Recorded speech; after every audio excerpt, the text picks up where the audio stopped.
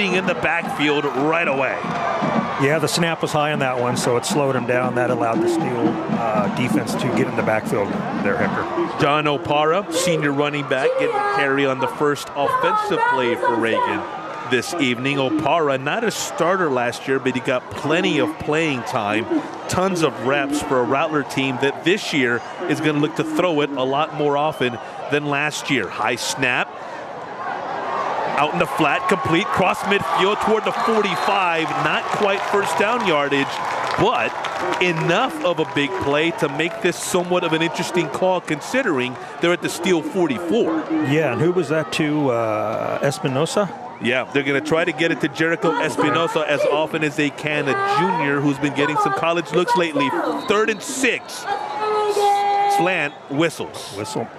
Brody Beck the catch, but it won't count as we await the official's call.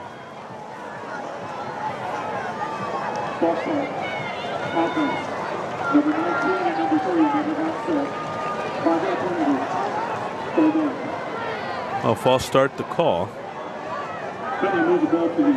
Rattlers back at the Steele 49 now. That'll make it 3rd and 11. Definitely the type of penalties head coaches don't like. Yeah, especially in the early going, right? You're trying to establish rhythm. It's early. You got the jitters to begin with. Yep. Last thing you need is to hurt yourself and help the opponent in the process. 3rd and 11, shotgun. Heiser, complete, first down yardage, still on his feet inside the 30, and the first big play of the ball game comes courtesy of the Reagan Rattlers, and a big catch for big number 10. That was a nice play. Hudson Hill. Just a sophomore coming up with the big catch. New set of downs at the 27. The give. Opara looking for some room, cutting it back the other way to the 25. He has got some wheels, doesn't he? I mean, he is just nonstop. I like that. He just kept driving, and driving. Quick change of direction too, right? Sure, yep. Going one way, I looked down for a split second, and he's coming back the other way. The Rattlers, 4 wides often is what they're going to throw at you. A team that traditionally runs it, if anything, in terms of the balance, runs a little bit more, but this year they're going to look to air it out more. Opara again. Not much there, though. Not much there, nope. He was ready for that one. Bring up 3rd and right around 6. They'll mark it at the 26. Rattlers lining up in a hurry. Twins to the left. Lone receiver here with the up back right off tackle. Jace looking back toward that sideline.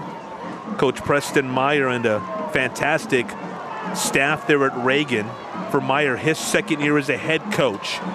Toward the outs, complete inside the 10, and Reagan has the first points of the KSAT Pigskin Classic.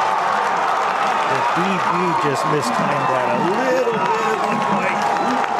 The young man who you mentioned moments ago, Larry, Jace Jericho Espinosa from Jace Heiser. Young man, they want to get the ball 2 tons. Jericho, just a junior, really coming on toward the end of last year and really opening some eyes to start 2026. Extra point up and through, and 8:09 remaining in the opening period. It is Reagan who jumps on top of Steele 7-0. You're watching the 2026 KSAT Pigskin Classic.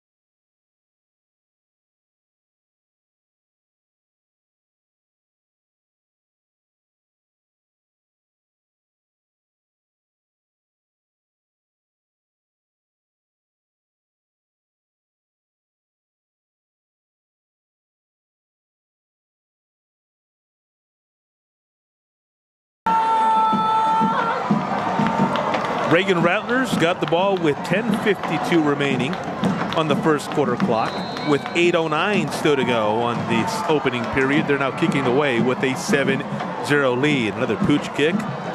Fair catch. This time, no fair catch. Excuse me, just a catch, and then brought across the 40. Good decision. It's going to end up being better than the 35. So Steele would take over outside of its own 40 for possession number 2. And going back to that touchdown, Hector, you have to feel Reagan is pleased with that, knowing all the solid DBs that the Steele Knights possess. So to score a touchdown on a passing route has to make them feel really good. Mention those DBs, Larry. We're going to talk about them throughout the broadcast Yes. here. It is really something, that unit. And when they come back on the field, chat about them some more. First and 10 at the 43. Here's DJ Green, flat, incomplete. Intended for Jamin Harvell, top receiver for Steele last year at nearly 900 yards receiving, 884 to be exact. He caught 11 touchdowns, 45 catches. He's back, and that his first target of 2026. Second and 10.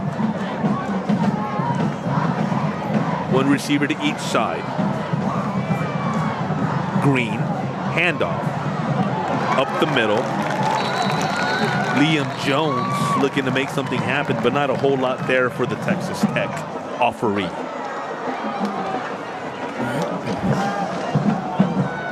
The Knights looking to replace Jonathan Hatton, running back who is now up at OU. Tremendous back for the Knights over the last couple of years. 3rd and 7. Second straight 3rd and long for the Knights. Looking back toward the sideline, Coach David Sines and a fantastic Steele coaching staff. Manning that sideline. Ball's on the turf. Green picks it up, rolling right, looking downfield. Incomplete. Double coverage, and again that Reagan Rattlers secondary holding and forcing what you think would be a Steele Knight punt. So we dropped the ball in the snap. I wonder if the turf being wet is affecting this right now. Yeah, that could have something to do with it. That's an excellent observation. I mean, not only that, you're in the locker room for more than an hour, right? And then you come back out here and it's a quick pace. Yeah. The ball's slippery at that.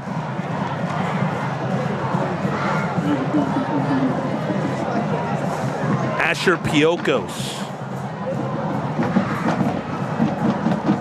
punter for Steele. Good high one, taking it right around the 20, and that nice special teams unit there in a hurry. Reagan takes over when we come back. KSAT Pigskin Classic, the Rattlers looking to build on an early 7-0 lead from Comalander Stadium.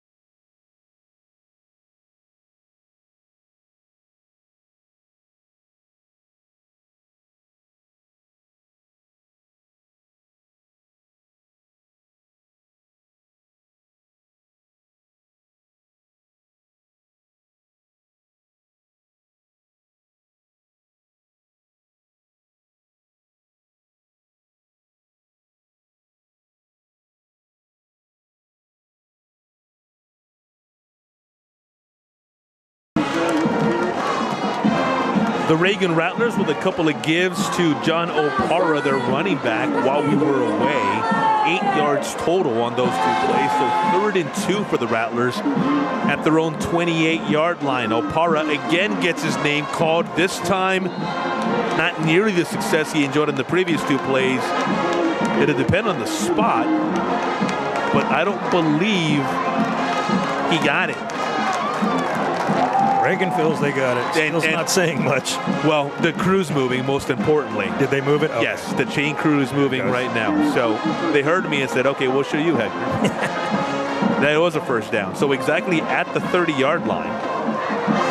And that's where the new set of downs start for a Rattlers offense that is playing with more pace, not only looking to spread it out, but looking to increase the tempo as well in 2026. Again, it's Opara, a fourth straight get on this possession to the 35.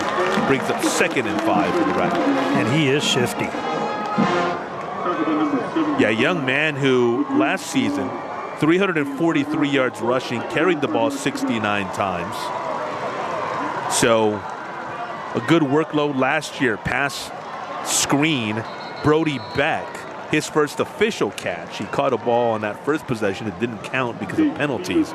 This one does, but a loss of a yard.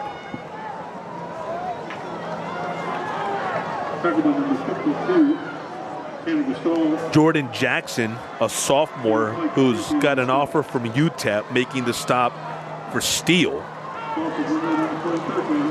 3rd and 7 now for the Rattlers at their own 34.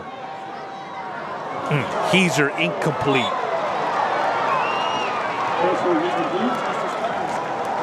Is that Jericho he was looking for? Yep, Espinosa wanting a flag, won't get it. And so that Steel Knight defense holds on a big 3rd down, and they'll get the ball back. Still 4:20 remaining in the opening quarter. And they're set for their 3rd possession unless, from their perspective, disaster strikes here on the punt.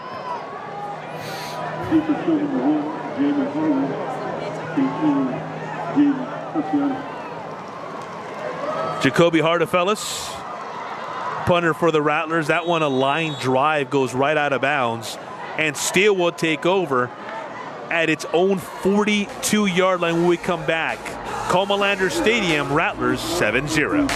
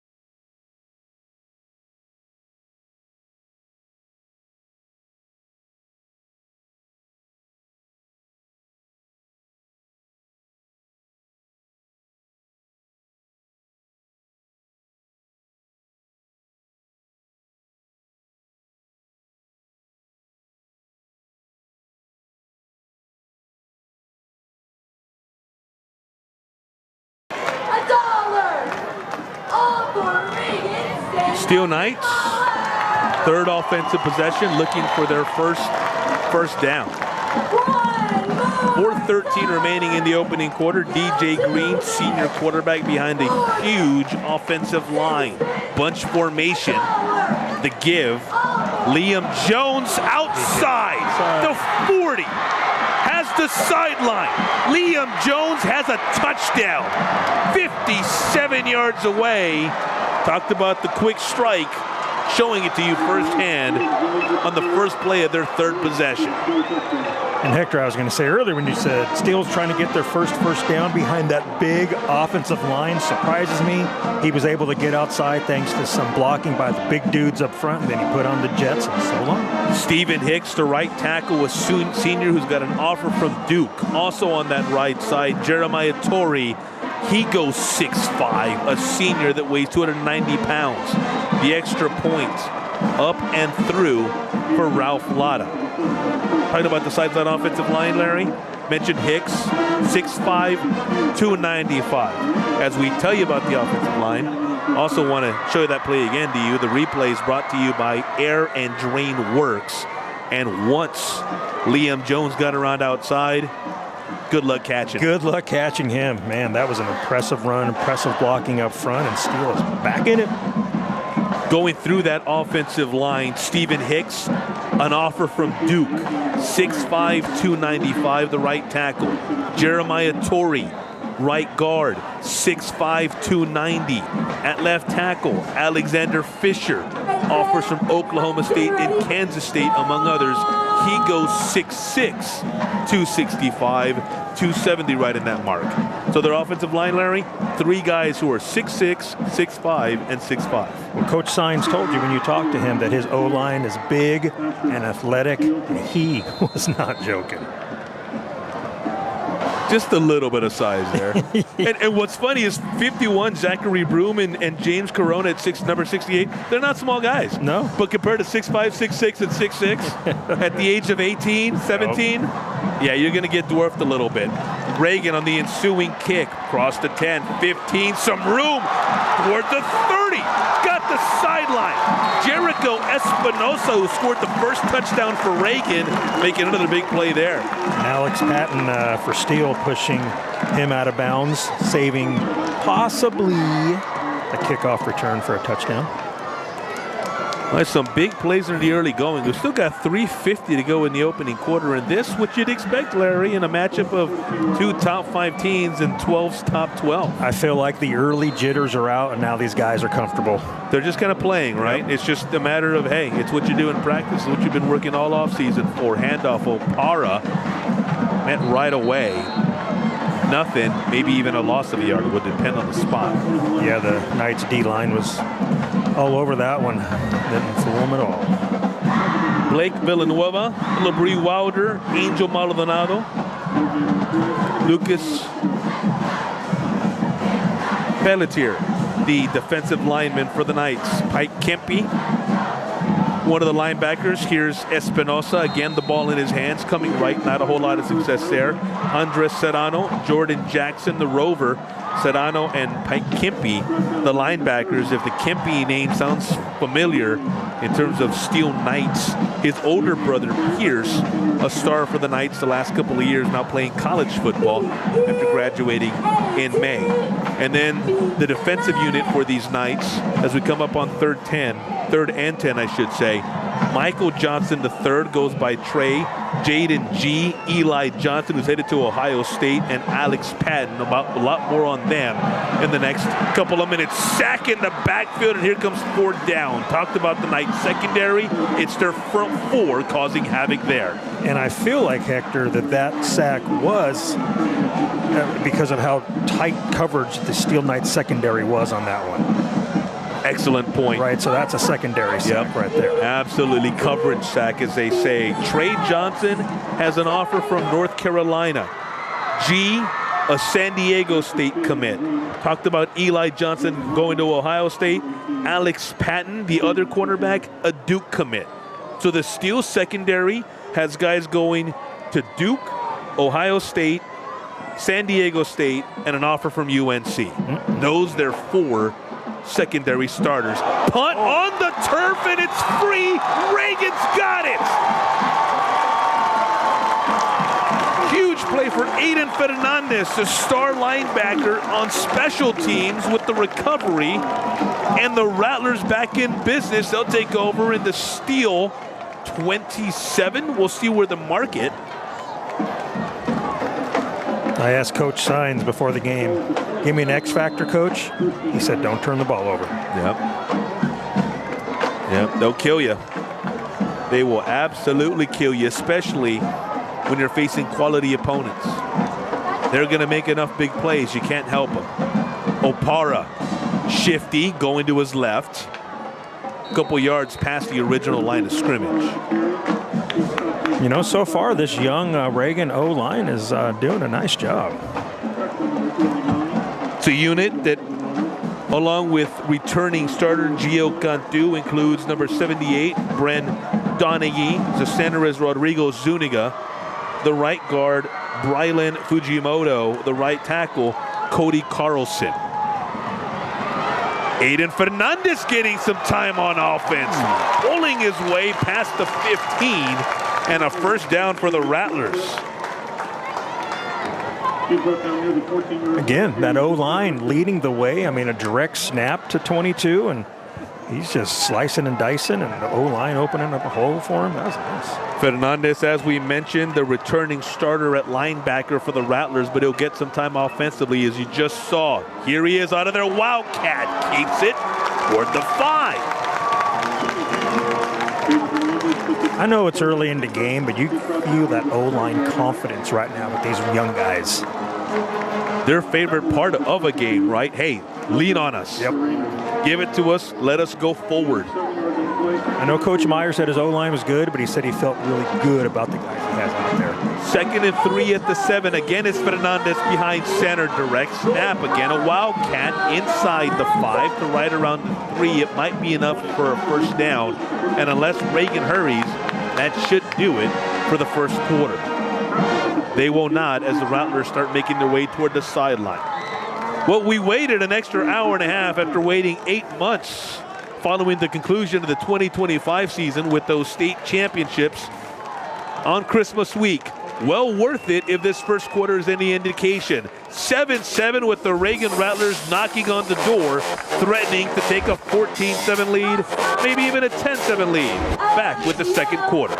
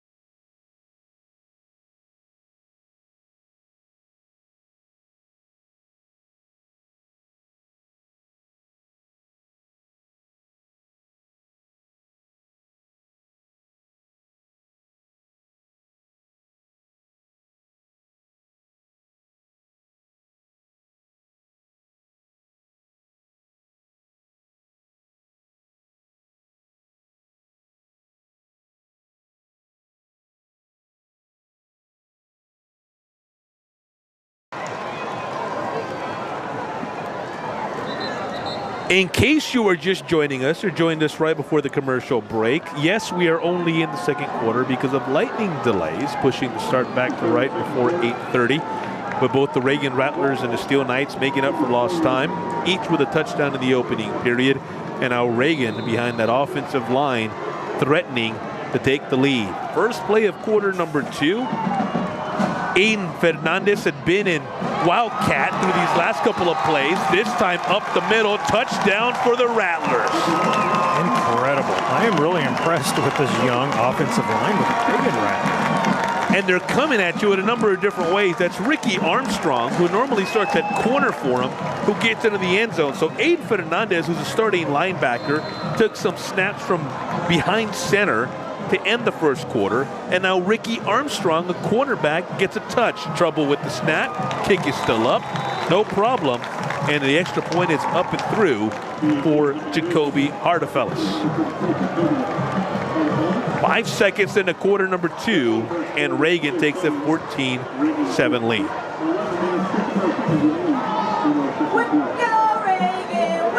Send it down to the third man on our on-air broadcast team, RJ Marquez. All right, guys, back down on the field here at Comalander Stadium. I've been standing over by the Reagan sideline, and we just saw that series right now. Aiden Fernandez, I noticed early on, looked like they were limiting some of his reps on the offensive end. Obviously, he's a key player on defense, but on that series there, you could see just his impact as we get Reagan now leading this game 14-7. He's been kind of the player I've been keeping a close eye on in terms of just the leadership aspects over here on the sideline for the Reagan Rattlers. Obviously, a key player for Coach Meyer's team. Back to you guys up at the booth. Well, RJ knows how to pick them in terms of guys to keep your eye on. Aiden, certainly a guy that this coaching staff and Coach Meyer has kept their eye on. He's a first-team returning linebacker for the Rattlers, goes 5'11", 185, now a senior, and really taking the reins of that defense in terms of leadership position and in terms of his play once they lost Cole Higbee. Cole, last year, 6'4", 235 kid, good-looking football player.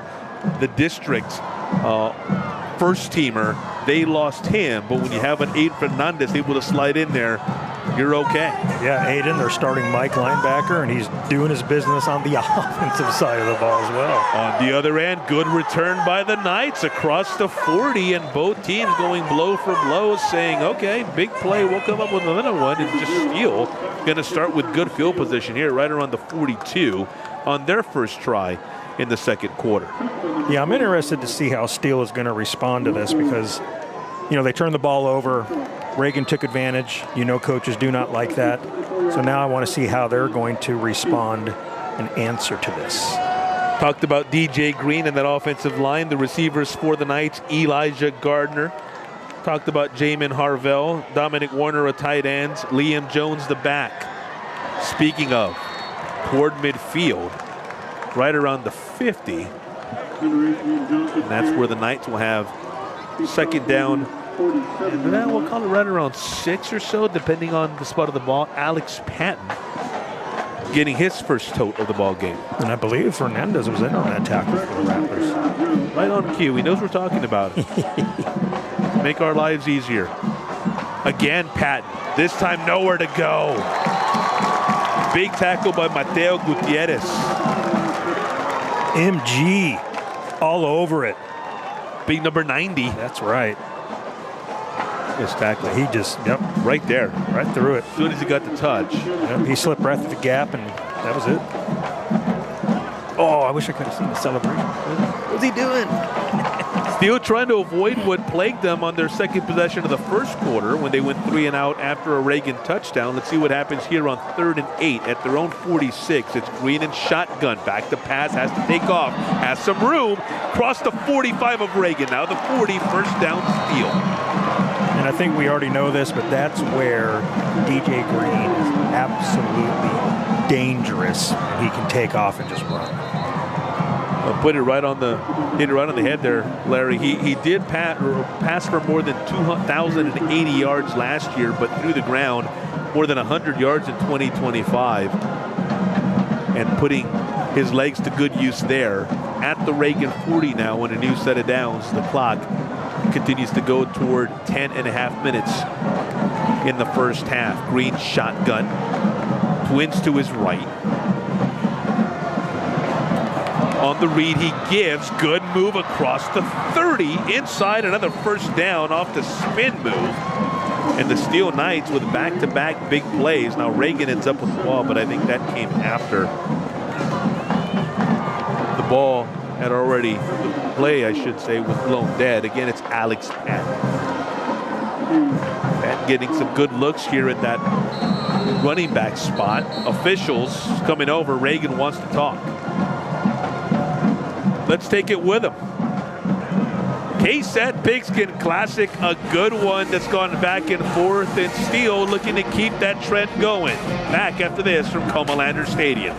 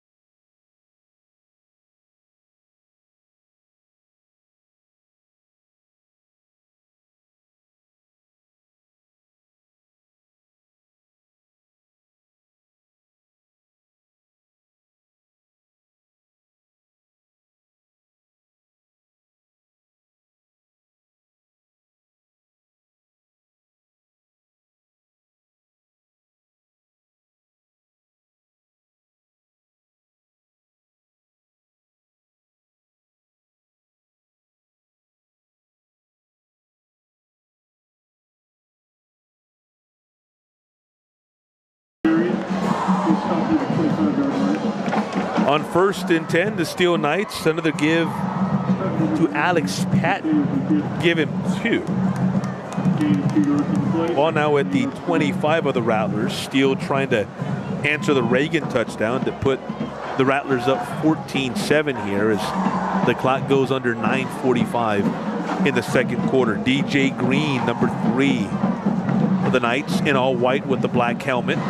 Pass quick toward the 20 and getting across, a good-looking play and good for potential first down yardage. Dominic Warner, a 2-year starter, with his first catch of the ball game. Yeah, that was a nice fake right there, and the Reagan Rattlers bid on it. Yeah, the Knights doing a nice job of calling plays to get Reagan out of possession. Green this time keeps on the option. He's got a lane outside, looking to cut it back in. Stutter step into the end zone. Touchdown, Steele. See that move he put on right near the line of scrimmage? Ooh, dog. And I think he was off balance when he made it, too. I think so. Look at that. What a juke. And he's not done. Little stutter step. And DJ Green making good use of our replay, brought to you by Air and Drain Works. Extra point to knot us up at 14 with 9:08 still remaining in quarter number 2. High snap. Good job of putting it down, though. And the extra point through as the Steele Knights knock through the equalizer. Make it 14. Oh. Hector, I love you use that term right now. The World Cup did come through here this past summer. Going back to DJ, very impressed with him. Big, tall, in the pocket quarterback. He can throw, he can run.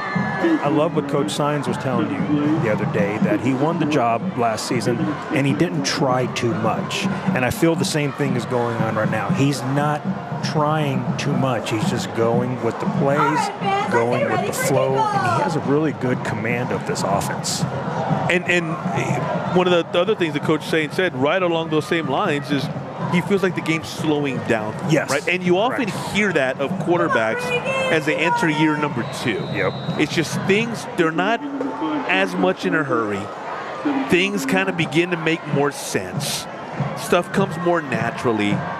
And I think that's where DJ Green is. He once again takes the reins of a Steele program that, again, as it does just about every year, has aspirations for a deep playoff run. Kickoff, cross the 15, a 20, a seam if he can get through, toward the 30, a big hit, knocked back, and Reagan will start at its own 27 with 9 minutes to go exactly here in quarter number 2. And I can't imagine that it was easy for Green following Chad Warner. Well, yeah. I mean, come on, you talk about stepping into some big shoes, and DJ, it doesn't seem like the moment's too big for him at all. Excellent point. I mean, that's and that's the name of the game for Steele, right? I mean, they lose Warner 2 years ago. Yep. DJ steps in. They lose Hatton last year. Yep. Here comes the stable of backs. They lost the receiver, Royal Capel. Yep. He had offers to SMU, Oklahoma State, you name it. Capel, a big play guy who graduated several years ago. They filled his spot with a guy like Kate Harvell. So really a bounty of riches. Yeah, what is it? It's not rebuilding, it's reloading? It's reloading. Yeah, it's an embarrassment of riches for them there, the way they're able to just plug guys in year after year. Second down and right around 8. Again, we talked about that Reagan offense playing with pace, Snap, looking to his left. Now going right is Heiser, high and out of bounds. Yeah, he had nowhere to go with that, but I was still watching that young O-line for Reagan, and they are holding their own. They did not let that pocket collapse too much, but it was getting to the point where he just had to get rid of the ball, and he did. And now a chance for the Steele Knights to get off the field here on 3rd and 7. So far, it's Reagan who's dictated the scoring. Scored the first 7 before Steele answered. Rattlers then went up 14-7 before the Knights came back and got 7 of their own. 3rd and 7, trips to the left of Heiser. Little dump to Opara over the middle, not a whole lot there, and that Steele Knights defense answering the bell, Pike Kempe with the stop. Who was that busted through? 48? Got the pressure on Heiser, and he just didn't have time. Lucas Pelletier. Yeah, he got through and just disrupted that play, and Heiser just didn't have time. Pelletier is senior. This is a very senior-heavy Steele squad. Pelletier's a senior. Blake Villanueva's a senior. LeBrie Wilder's a senior. Those three are the linemen for the Steele Knights up front who get the starts. Kempe's a junior. Andres Serrano's a junior. So their linebacking crew, when you include Jordan Jackson, who's a sophomore, is pretty young. Whistles. I see the play clock's at 0. The other one's at 25 now. Now they're both at 25. I think that was delay of game. Well, yeah, and Steele, very senior-heavy team. Coach Sine said they have 65 to 67 seniors on that roster, so they have a lot of experience. What a luxury. And a lot of them played, and not only played at the varsity level, but enjoyed tons of success last year. Yes. Punt away. Good one.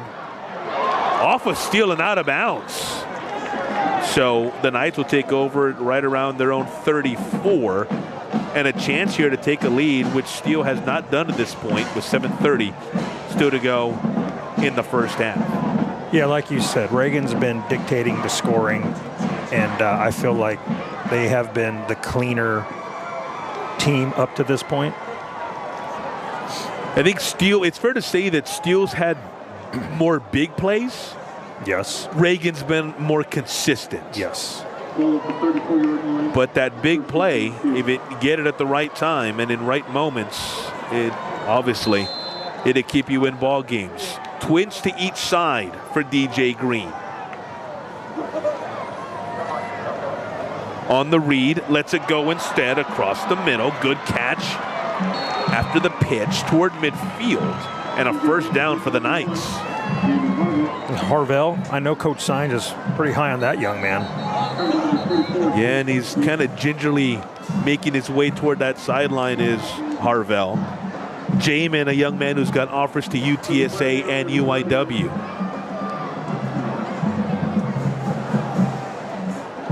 Yeah, he was making his way toward the sideline, and I think when he couldn't quite get there, I think we had the stoppage in play. We're going to take that stoppage with him. When we come back, Steele Knights right around midfield, 14-14 game in the KSAT Pigskin Classic.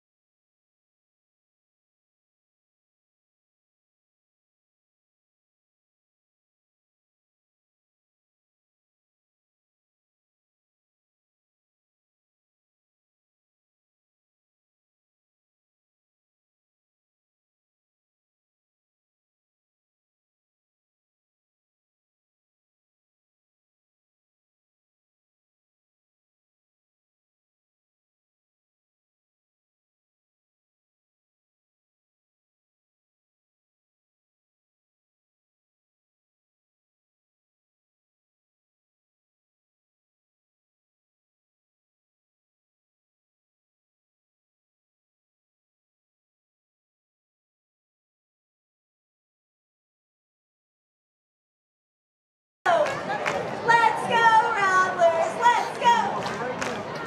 Well, good news in that Jamin Harvell was able to make the field off his own power. Just kind of some assistance, but on his own power. Not a doctor, not going to pretend to be one, not going to play one. Doesn't appear to be serious, though. So at the own 47 is where the Steele Knights have that new set of downs following the big pitch and catch for Harvell. DJ Green with twins to his right in shotgun, as is usually the case. He keeps, good decision, breaking a tackle past the 40, out of bounds inside the 30. Again, nice move. He's elusive. What's his size, Hector? I don't have that. What is he coming in at? He goes about 5'10". He's not a terribly big kid. But he plays big. He plays big, and he's quick. I mean, you hit it on the head a little while ago. He gets out of trouble in a hurry. Sure does. You know, so it's like he's under siege, and before you know it, he's not only not in trouble anymore, he's out in an open field. Coming back the other way across the 20, and the Steele Knights showing you why they have so many guys who can make big plays. Out of bounds inside the 5. Alex Patton once again.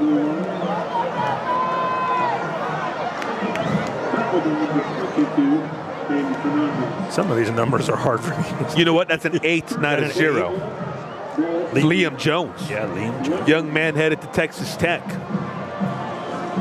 Red Raiders are celebrating that one right about now. Actually, I shouldn't get ahead of him. He's got the offer. The offer, okay. He's got the offer. He's looking at things. So okay, well, still. The Red Raiders celebrating. The Red Raiders celebrating the fact that they might get him. That's right. Coming across, big stop by the Rattlers defense, making sure that Jones did not get into the end zone there.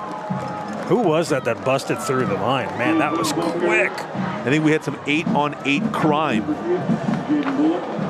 8-on-8? Yep. Jaden Bullock.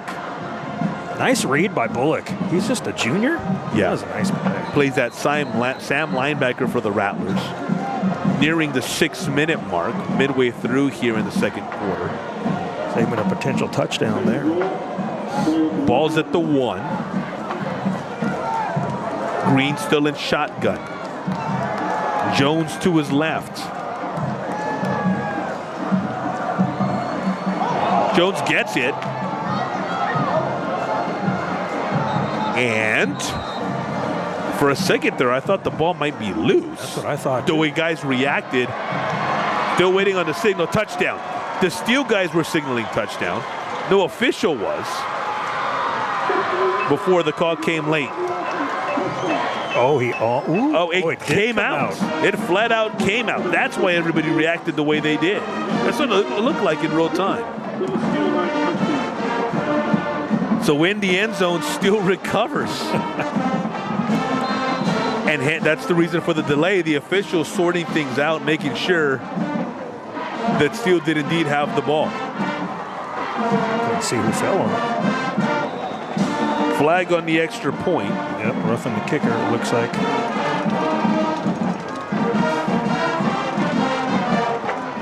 It's good. But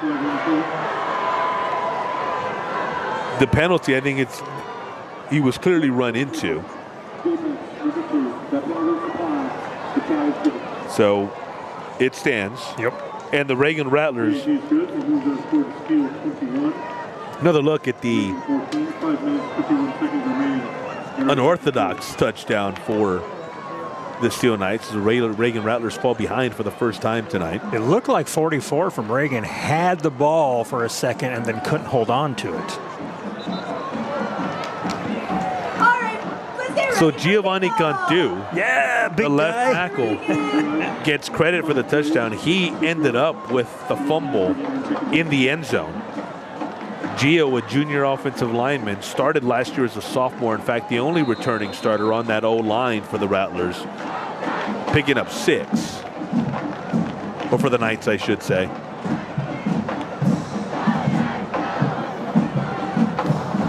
Alexander Fisher. Big number 70 falling on him for the Knights. And with that Fisher touchdown, it is now 21-14. Big hit on special teams. Was a big hit. And Reagan will take over inside its own 25. Fisher, like Gio Cantu, a junior, offers from Oklahoma State, Kansas State, a couple of others. 6'6", 265, 270. Eli Johnson laying the wood for the Steele Knights on that one right there. Eli Trey Johnson, a standout. Is he the third? Michael Johnson is Trey. Eli Johnson's the young man headed to Ohio State. Not related, though, are the Johnsons. Well, see, you know what? That's my point is I wish I was the third because I love the nickname Trey. I'm the second. I don't know. So am I. Dose is good, but... Yeah, I hear you. Short gain on 1st and 10. RJ Marquez down on the sideline. That's some information for us. RJ.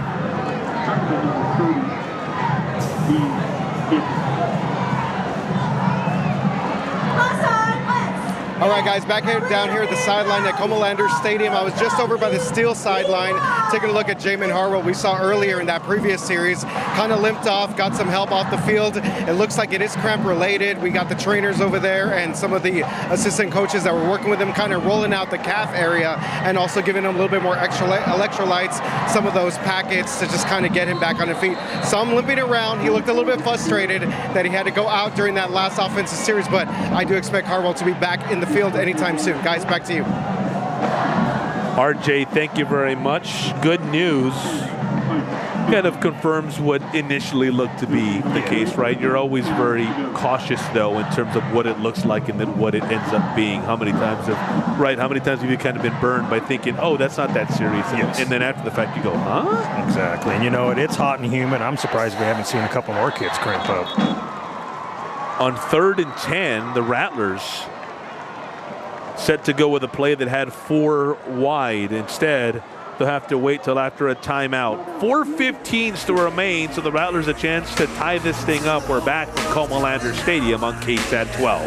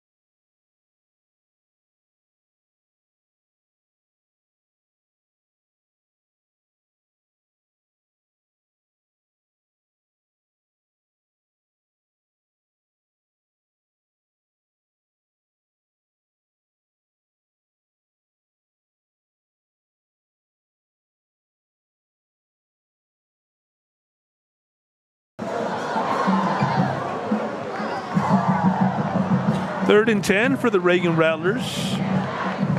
4:15 remaining in the first half of the game. They trail to the Steele Knights 21-14. Reagan going up 7-0, then 14-7 before the Knights have come back to take the lead. 3rd down and 10 as mentioned, and they fake the give and around.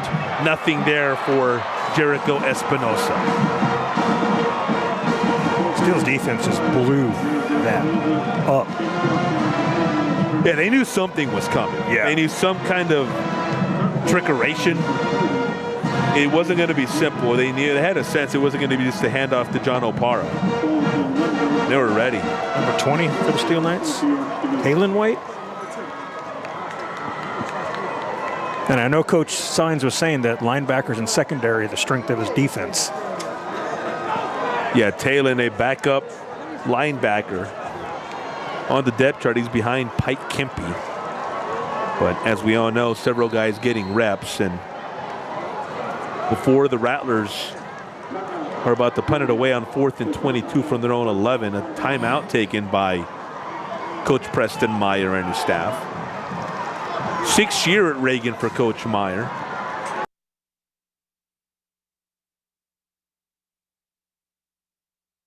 Coach Lyndon Hamilton.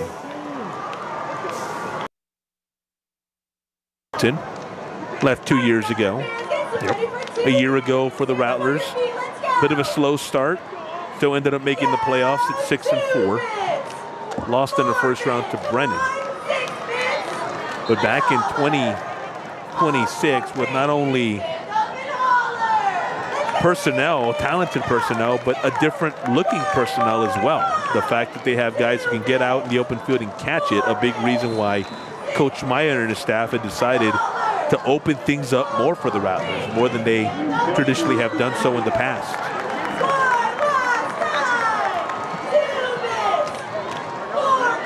Good punt. Taken at the 45 of Steele. Some room. There's the sideline, the 40, the 35, out of bounds at right around the 30. Eli Johnson. Yeah, Eli, the Ohio State commit. How high is Coach David Sines on Eli? Let's just say the names Caden Stearns and Jalen Jones. A couple of former Steel Knight greats came up when Eli Johnson's did. Jalen going on to star at Texas A&M before making his way into the NFL. Caden Stearns, UT star before making his way into the league. I'll tell you what, if he's putting Eli Johnson in the name of those guys, this kid is special. Yeah.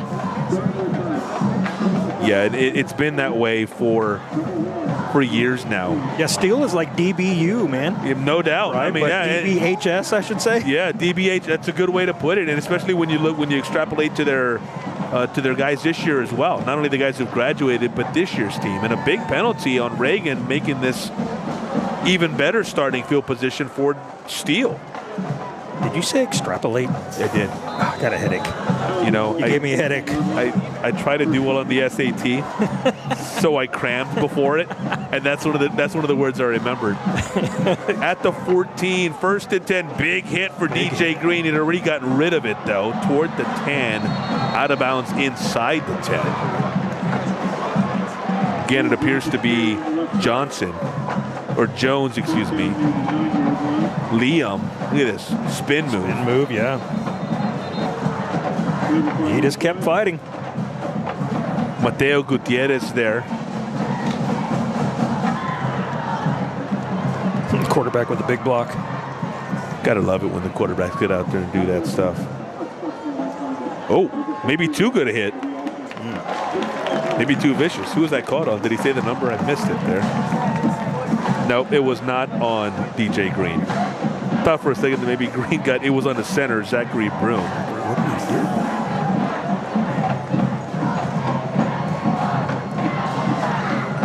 They're calling him for holding it. Anytime you kind of get the side of the jersey there where it looks like you're grabbing shoulder pads, you're gonna get the call every time. And so that's kind of a clip. Who's going backward?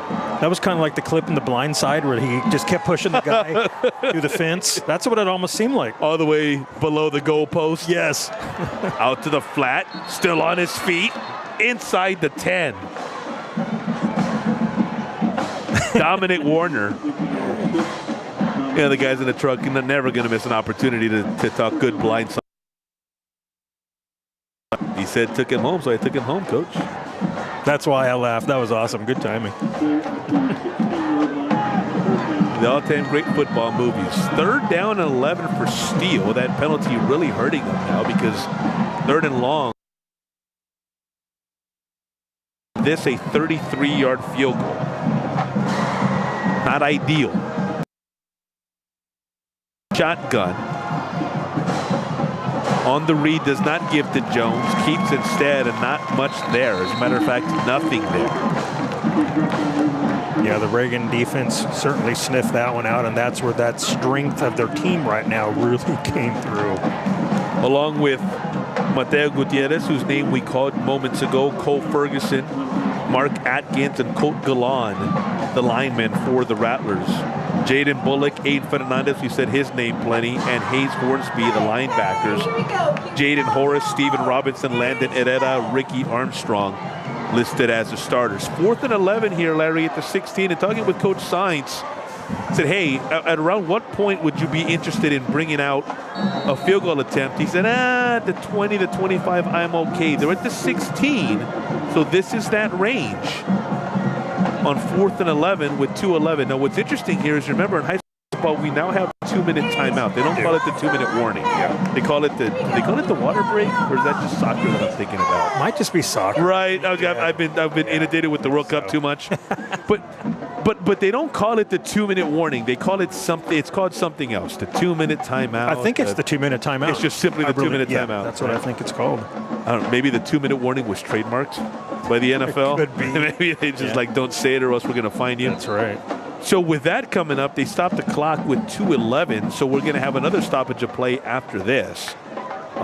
What's going to be big here, though, is at 4th and 11, it's decision time at the 16. As mentioned, this would be a 33-yard field goal for the Knights. Looks like they're lining up to kick. And it looks like it's going to be Asher Piokos who handles most kick attempts. Ralph Lada.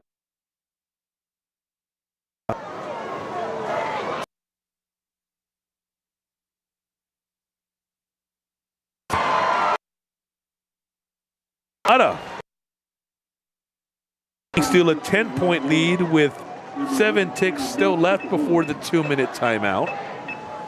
And so not quite the 6 they were looking for, or the 7 when you include the extra point, but the Knights adding some more points on the board, and now 17 straight unanswered for Steele after they were down 14-7. Yeah, they have to feel good about that 10-point lead, but man, that penalty inside the red zone. Big time. Brutal. Yeah. It's a cliche, and coaches often talk about it, and broadcasters often talk about it, right? How big penalties are. Yeah. But really, I mean, you get a drive going, and you're buzzing along, and then you get a holding, and then all of a sudden, what was 2nd and 2 becomes 2nd and 18 because it's a spot foul. Yep. You get 4 yards on 2nd and 18. It's 3rd and 14. And you're in no man's land. You're like, hey, what was 2nd and 4 ended up with 3rd and long. And it's just, it really can turn that quickly. Now, in Steele's case, the fortunate thing for them is they were still able to get points out of it. Yes. And now a 10-point advantage with the kickoff. And that is Piokos, who boots it away. Return 20. Some good returns in this ballgame in terms of explosiveness right after the ball's been caught. Right across the 25. And let's see what the Rattlers have to get going after the Jericho Espinosa return that puts them at right around the 26-yard line, we'll call it.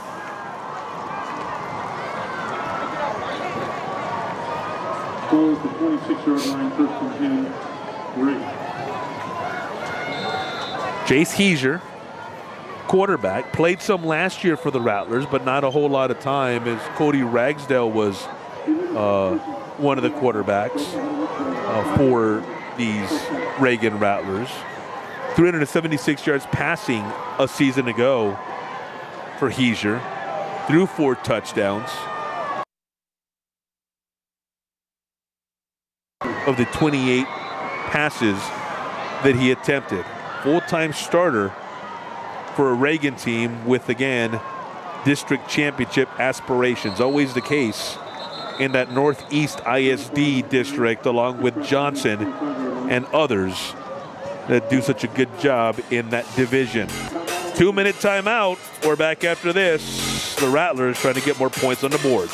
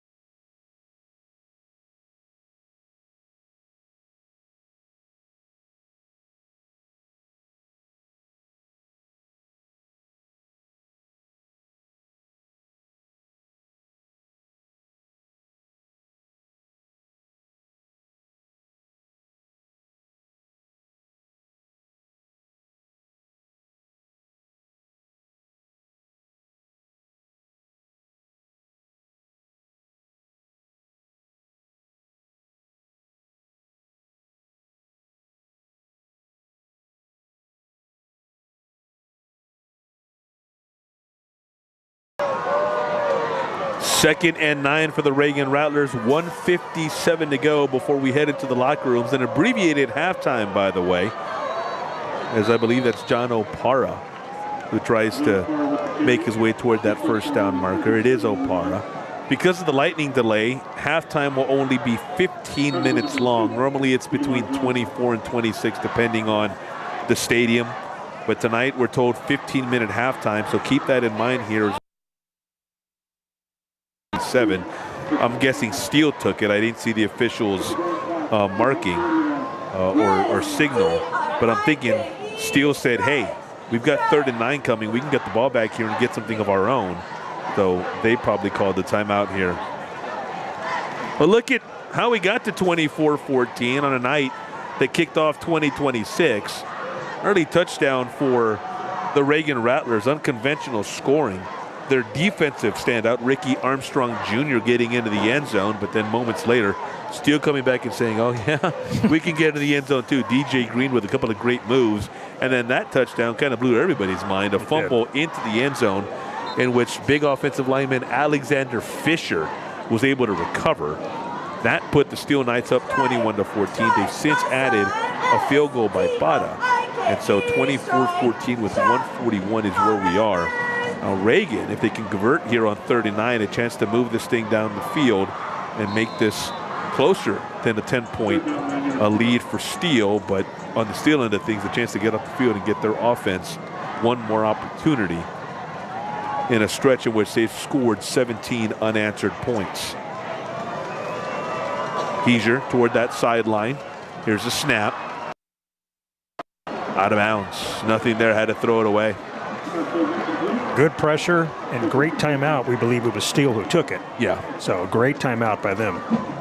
Labrie Wilder, Angel Maldonado, Blake Villanueva, and Lucas Pelletier up front. And that pressure coming from the Knights. Andres Serrano, Jordan Jackson, Pike Kempe also in there. They can apply pressure. And so the Knights here are going to get an opportunity. Plenty of time left. 1:36 remaining. They still have a timeout left. And they have 2 back to receive this punt. Eli Johnson, the Ohio State commit, one of the 2 who's back there. Both standing at their own 39.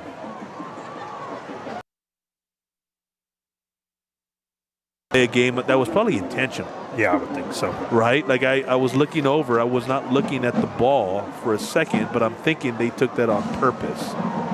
Thinking we'll just use as much. Well, the clock was already stopped. Okay. Well, that had just been a miscue. Either way, back to put it away.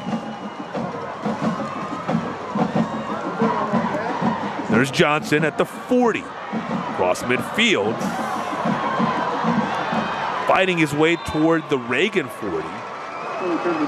And with 1:23, the Knights will start at the Reagan 42, perhaps 43-yard line.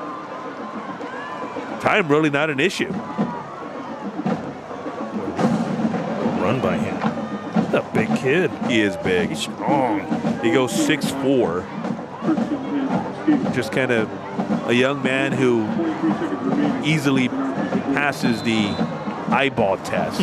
For sure. Right? And then you see the talent and the ability. And the little bit I've talked to him, he's just so unassuming. He's just so, yeah, cool, man. Like, and he's one of the best in the country. Green rolling, pass complete, a big lick, but not before it's caught by Elijah Gardner. Actually not caught. Looked like Elijah had it, couldn't hold on to it, so 2nd and 10 coming. Has it? Nope, never had it. Look down. Look down to look up before he secured possession, and it cost.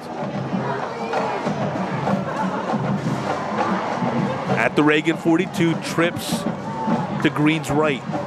Looking that way, fires quick. Catch and a hit. Dominic Warner. His 3rd catch of the afternoon. Night, I should say. Good for 5 yards. So 3rd and 5. Clock now under 50 seconds. The give, first down yardage and more. Still on his feet toward the 20, inside the 10. Fantastic run for Liam Jones.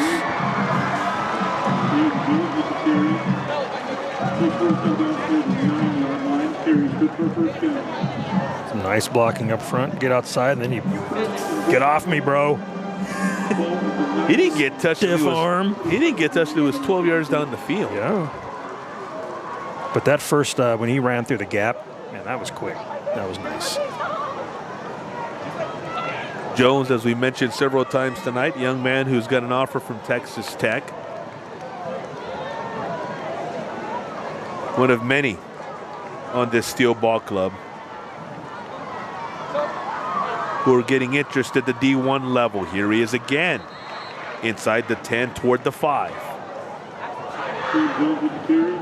Mentioned Texas Tech, far from the only school. Arizona, Texas State, UTSA, UTEP, TCU. And he's a junior. And guess what?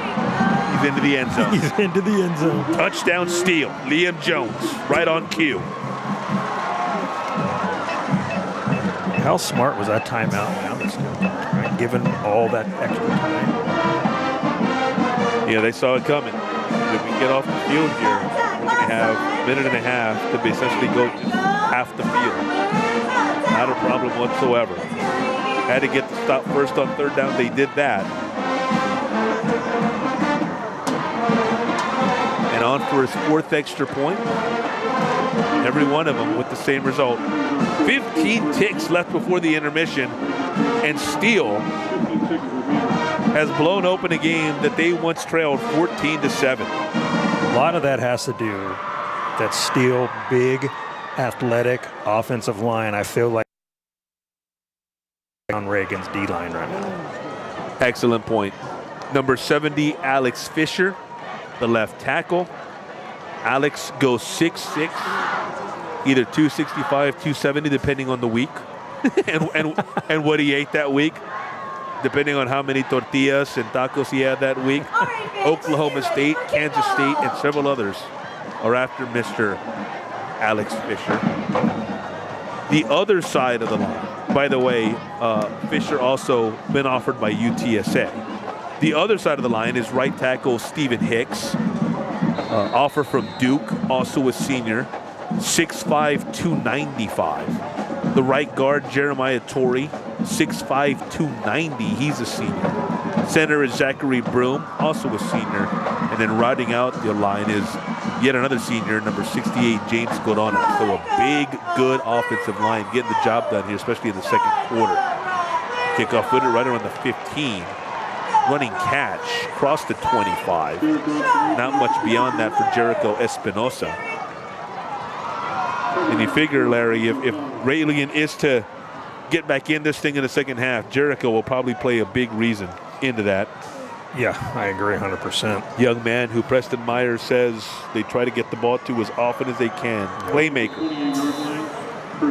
He's quick. You've seen him on a couple of different times. He scored the first touchdown for the Rattlers, first touchdown of the game. Yep. And you've seen tonight his playmaking abilities. So 11 seconds left, and let's see if Reagan is just content to go into the locker room and regroup, or if they're going to take a shot or two here. Handoff. Opara. And that is how the first half comes to an end. The Steele Knights were down 14-7 early in the second quarter. Since then, 24 unanswered points. And a 31-14 lead as we go into, again, a 15-minute halftime, so don't go too far. About 10 minutes shorter than the average halftime. And so with that 15-minute intermission, it's weird to look up there and see 15. Right? Yeah. It's like it's an NFL quarter. Yeah. Like the third quarter, the NFL game's supposed to start. Our RJ Marquez is down with Steele head coach David Sines. RJ. All right, joining me down on the field right now, Comalander Stadium, Coach David Sines. Coach, a little bit of a slow start, but what are your thoughts on the first half for you guys? Yeah, just proud of the way the kids responded, come out and get hit in the mouth a little bit, and you're always worried, first game of the year, how your kids are going to respond, and they've come out and done a good job responding that second quarter. Did that weather delay kind of slow down maybe a little bit of the prep, or just kind of get your kids? I just think, both teams were pumped up to get going and rock and roll, and, both teams had a lot of guys that hadn't played a whole lot, and, I'm just proud, our guys, the game slowed down for a little bit that second quarter, so, we got to go and make some adjustments because they're a really good football team. Well, you led me to my next question. Any type of adjustments that you're thinking about? I know you're about to talk to the guys. Yeah, you can't have penalties down here, 50-yard penalty when you're inside the 20-yard line going in, and we got 3 points out of it, but those little mental mistakes will hurt you in the long run. All right, thank you very much, Coach David Sines. Best of luck the second half. Yes, sir. All right, guys, back to you. RJ, thank you very much. Larry, Coach David Sines saying exactly what you said. Those penalties are an absolute killer. Yep. Halftime, brought to you by your San Antonio area Ford dealers, is up next.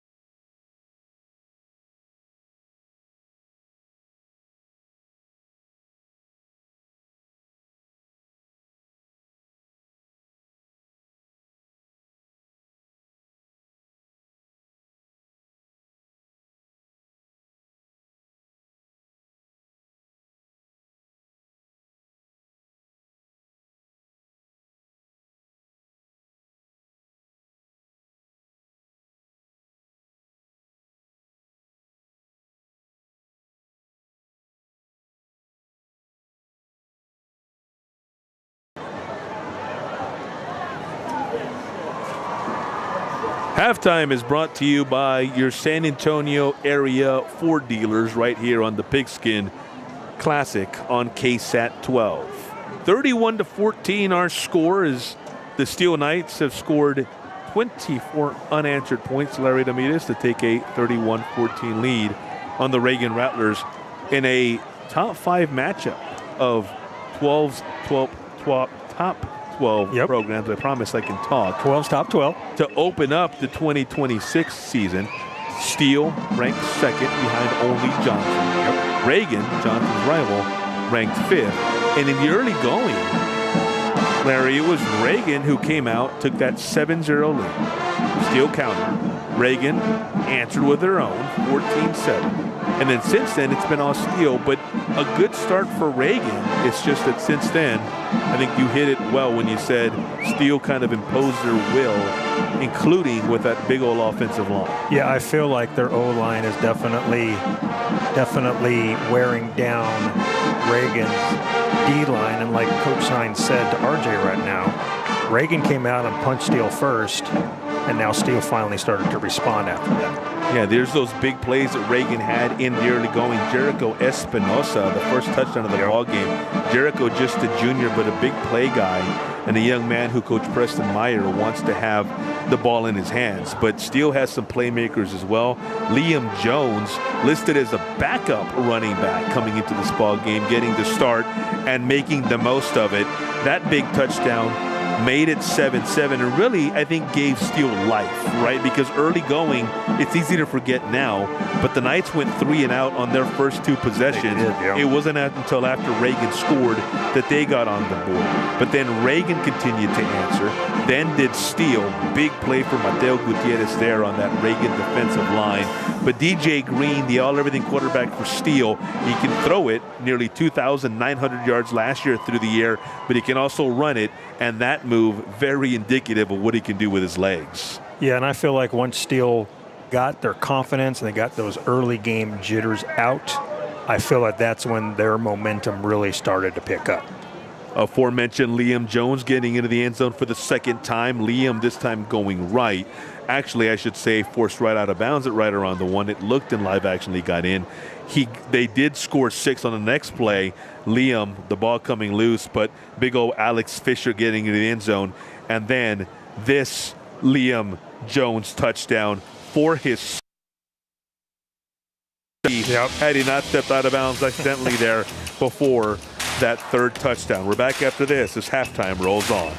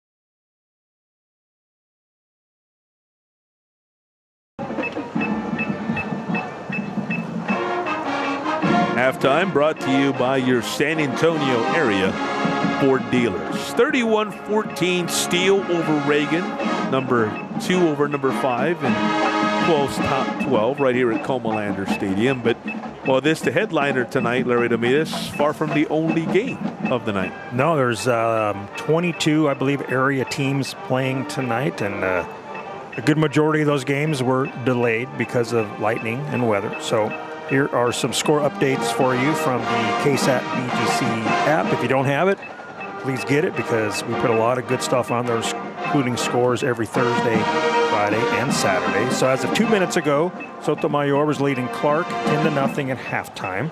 Of course, here it's Steele over Reagan, 31-14 at halftime. In the second quarter, MacArthur was leading Burbank 12-7. Bernie Champion with a big win. This is final. They beat Laredo United 60-7. So Bernie Champion also ranked 12 top 12 with a good showing right out of the gate. Madison was leading New Braunfels Canyon 10-0 at halftime. That was about 16 minutes ago when we posted that. Veterans Memorial was up at half against Stevens 37-0 as well. That was about 20 minutes ago. That looks like about all the scores that we have right now. Now, this one's interesting. We've posted that Southwest Legacy versus Marshall. That game has been moved to 8:28 at 9 a.m. at Gustafson Stadium. So a 9 a.m. kick. It's pretty interesting. Tomorrow morning. Yeah, tomorrow morning. Southwest Marshall has been moved to Gustafson, and I was told that our Southwest Legacy contact is the one who gave us that information. Interesting. Yeah, so 9 a.m. So I think you're right. Photog Mark Mendez might have an early morning. Mendez, get out there. That's right. So that's the up-to-date scores right now that we have on the KSAT BGC app. 9 a.m. on a Friday morning. Interesting. We heard of Friday night lights. Yeah. How about Friday coffee morning? Do you turn at that point?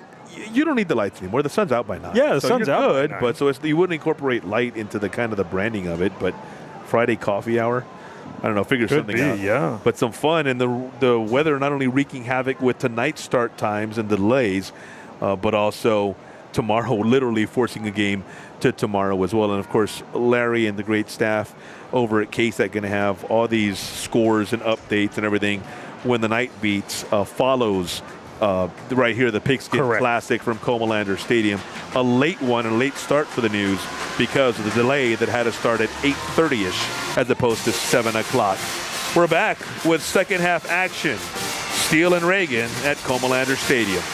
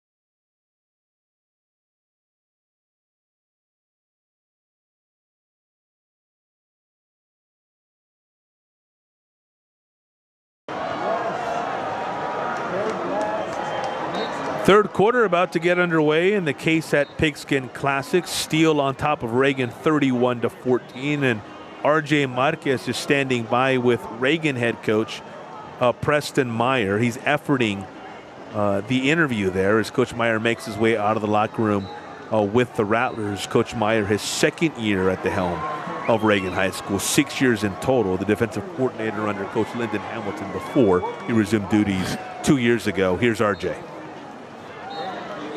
All right, so back on the sideline right here at Comalander Stadium, joined by Coach Preston Meyer. Coach, what are some things that you just kind of told the kids during the halftime break there? Well, I said we started out like a ball of fire. We did exactly what we wanted to do. We came out, we started fast, jumped up on them, and then they got the momentum back, and we kind of let down a little bit in the second quarter. So we just got to get it rolling again. Absolutely, yes. You did get off to a good start. Anything that you could kind of build on just to kind of work your way back into this game, especially in the offensive end? Well, we get the ball first, start the second half. We need to go down and score. We're right back in it. But we got to eliminate all the mistakes. We've shot ourselves in the foot too many times in the first half. Okay, thank you very much, Coach Preston Meyer. Best of luck in the second half. Thank you very much. All right, guys, back to you as we continue right with the final KSAT Pigskin Classic. Steele up on Reagan right now, but we do have a second half to play. Back to you guys. Thank you very much, RJ. Great job. And Larry, you pretty much agree as Reagan makes its way onto the field. You pretty much agree that, hey, the Rattlers, yeah, give Steele credit, but they're shooting themselves in the foot quite a bit as well. They certainly are, and I agree with Coach. I mean, they get the ball to open up the second half.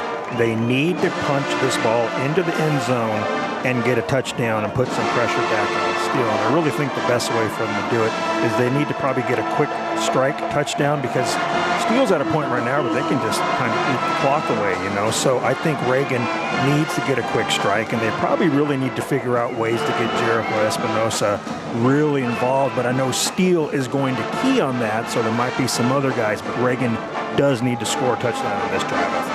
Steele Knights making their way onto the field now. In case you joined us late or joined us a little while ago, the Steele Knights, in case it's not obvious, the all whites with the black helmets, meaning that Reagan is the all greens. And so you mentioned, you know, Steele can kind of just, you know, sit on the ball a little bit, hold on to that lead, right, Larry?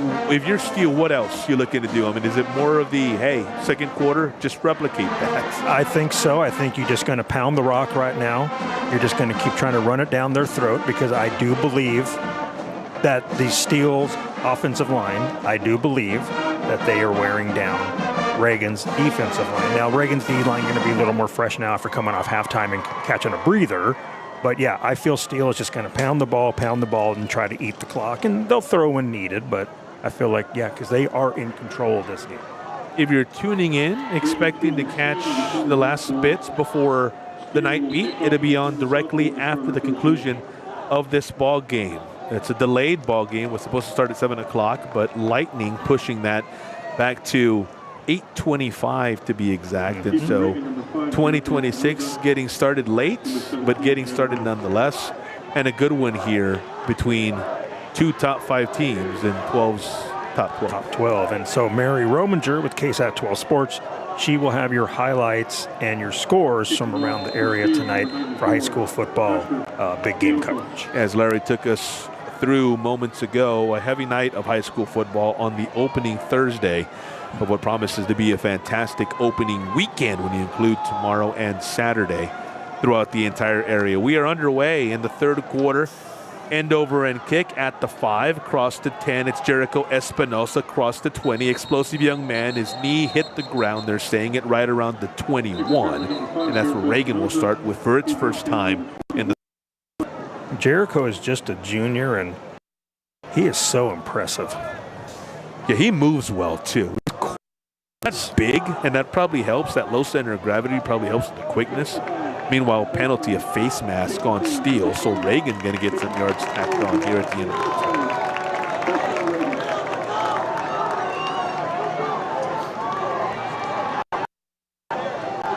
following that face mask call, look at where the ball's going. It's at the 30. So that's where the start following the Jace quarterback here as a starter for the Rattlers. Started his own 36. 1 keep where to go. It's Pike Kempe.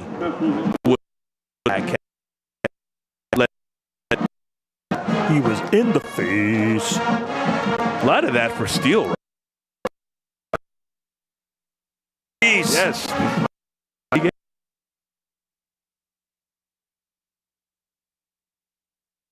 Of a certain age. Folks are challenged.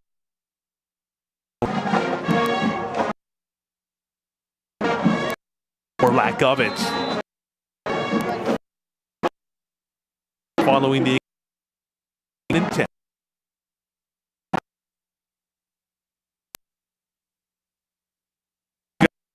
For heat. Right. And nothing. Well. Mason's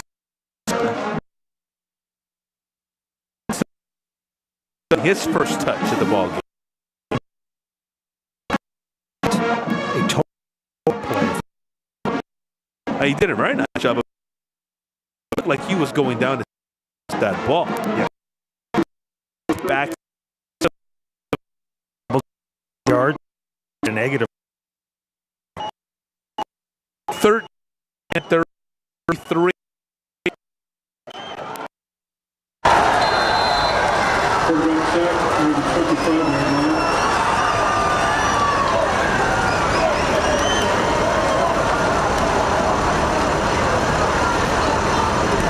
Number 48, Lucas Pelletier with the sack.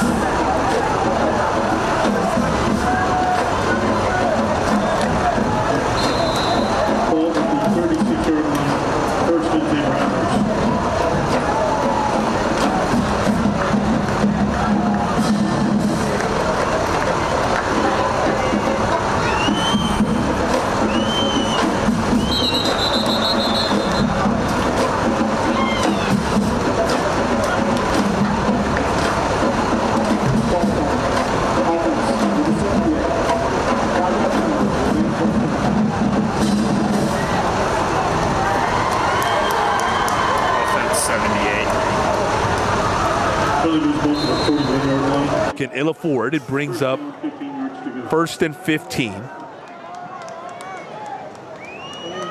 at the Steele 41. Fake to Opara toward the sideline. A little bit of a bootleg. That's a catch. That's a catch. Will McCabe with his first reception of the night. And now officials conferring whether it was a catch. Alex Patton saying it was not. Illegal touching. Offense number 10. Number 10 went out of bounds. Came back in bounds and caught the ball. Lost it down. No catch. He ran out before he came back in to catch that ball. So Alex Patton, who is headed to Duke, number 0 for Steele, gets that correct. You could see him making the case when the catch was called a catch.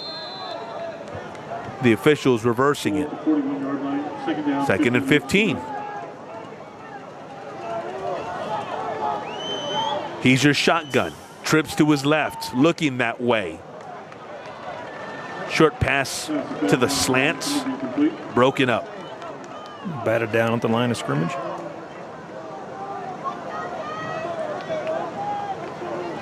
Well, we mentioned a little while ago, the thing they wanted to avoid was kicking on their first time out in the third quarter.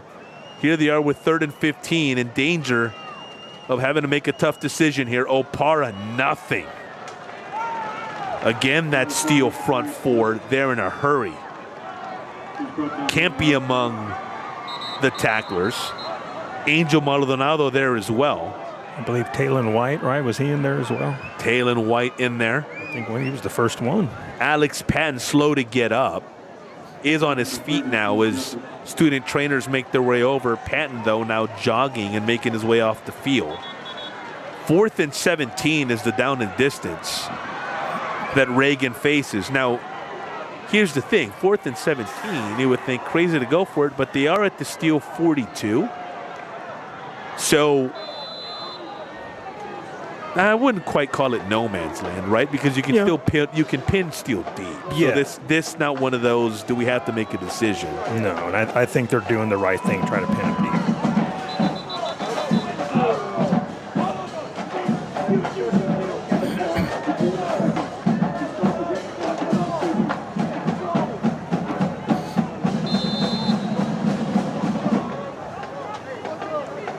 And if you're Reagan, you're hoping that maybe Steele muffs the punt if they were to try to get it. Jacoby Hartefellis' punt sails out of bounds. Steele will take over at its own 9 when we come back. Third quarter underway in the KSAT Pigskin Classic.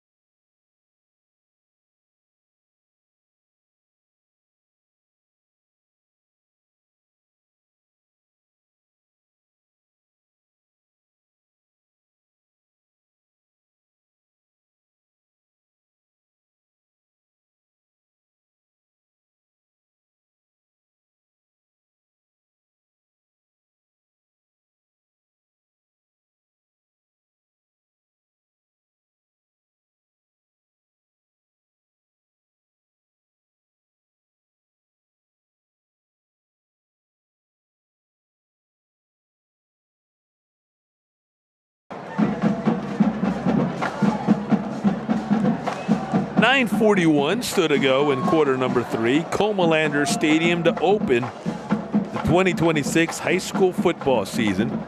Steele Knights ranked second in 12's top 12, leading the Reagan Rattlers ranked fifth, 31-14 in a game in which Reagan scored first and then also took a 14-7 lead.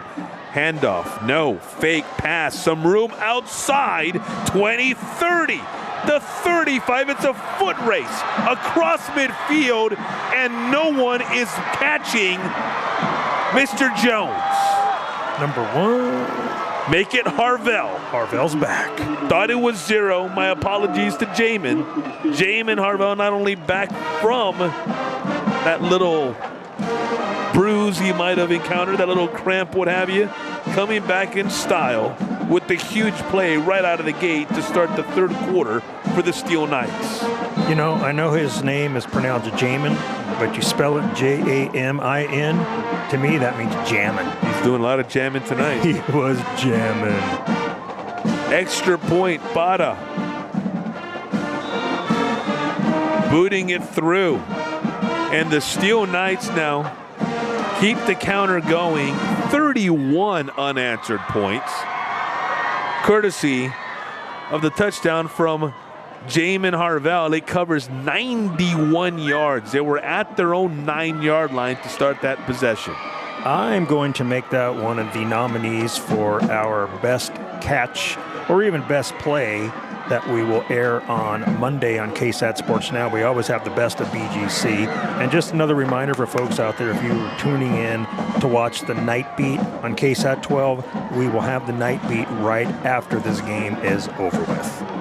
Harvell offers to UTSA and UIW.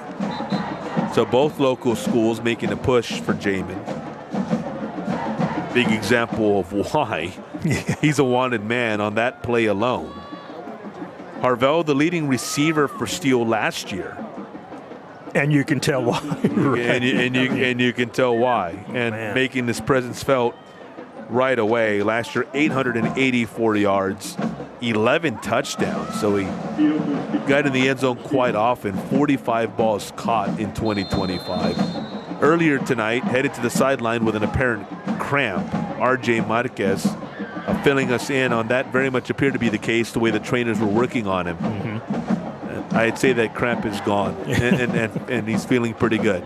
Yeah, that cramp is long gone. Thank you, electrolytes. Well, Jamin, just one of several Steele players on a roster that has about 60, 65 seniors, that has top-end Division I talent throughout. The kickoff through the back of the end zone for a touchback. Just to give you a sample, I mean, Stephen Hicks, our offensive lineman, committed to Duke, as is one of the defensive backs, Alex Patton. Michael Johnson, one of their corners, is committed to UNC. Eli Johnson, one of the safeties, is going to Ohio State. Jaden G is committed to San Diego State. Have a young man named MJ Kenner who's got an offer from UIW. Talked about Harvell a little while ago. DJ Green, the quarterback, an offer to Georgia State. Liam Jones, a running back who's played so well tonight, offers to TCU, UTEP, UTSA, Texas State, Arizona, and Texas Tech. And we're only halfway through the list, as Reagan goes first and 10. Little slip for, I believe that's Opara. Maybe got back to the line of scrimmage. It was Jason Sinclair. Sinclair getting some reps now here in the third quarter. Got a player down around the 33.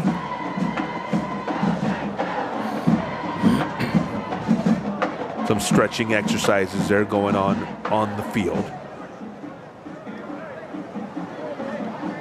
Continuing the list of Steele players who have offers, there's Alexander Fisher, the left tackle, offers to UTSA and Oklahoma State. Cameron Smith, an offer to TCU. Jordan Jackson, Rover, offer to UTEP. Wenzel Pollard, offer to Texas A&M Kingsville. Manuel Lockwood offers to UTSA and Texas State. Ryan Duca, an offer to McPherson. Quentin Humphrey Davis, offered to Norbert College, Midwestern State, St. Norbert College. And Bryce Johnson has got an offer to Prairie View A&M. So that's the list of Steele Knights who to this point have been officially offered and or have committed to their respective schools. I'll tell you what, I don't care what school it is. If you can get a scholarship to continue your education and get all or some of your tuition paid for, I think that is so great. And to me, at the end of the day, that's what this is. Because we know very small number of kids go to the NFL. So if you can get to the next level and get an education, that's awesome. It's a great opportunity. We're going to step aside. Comalanders Stadium, the Steele Knights in control, 38-14 over the Reagan Rattlers in the KSAT Pigskin Classic.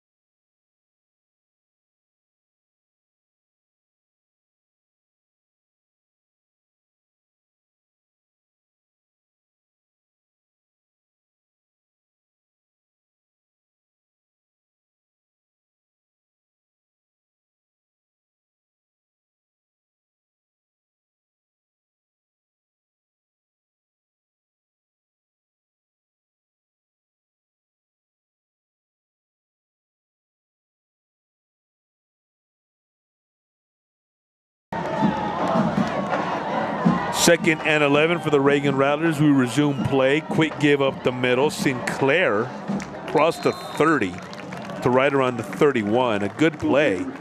Best play of the night for the backup running back, and it gives the Rattlers a third and right around 6, depending on the spot. And you know, Reagan is down big, 38-14, but this still gives them a good opportunity to work on things. Because I truly believe by the time they get in the district play and the end of the season, Reagan is going to be knocking on the door of the playoffs. So don't get bummed out, guys. Just use this as an opportunity to grow and get better. District 28, 6A is the Reagan Rattler division as Heiser rolls right on third down, complete first down as Jericho Espinosa. Big play, they needed it. He gave it to him near the 45 of Reagan. That's impressive because the ball got there the same time as the DB and he held on to it. Great hand, Jim. District 28, 6A, of course, the district that contains all of the Northeast ISD schools with the exception of MacArthur. And then in the last couple of years, Brandeis and Clark have been in that district as well. Reagan, Johnson, Brandeis, Clark among the top teams in that district year in and year out since that shift was made. A timeout taken. And so both teams head to the sidelines here with 8:14 remaining in quarter number 3. Steele had a little bit of confusion with the substitution going on in that one. This the 9th meeting between these two great San Antonio area programs. Decided advantage for Steele though. 7-1 series history. They played for the first time in 2011.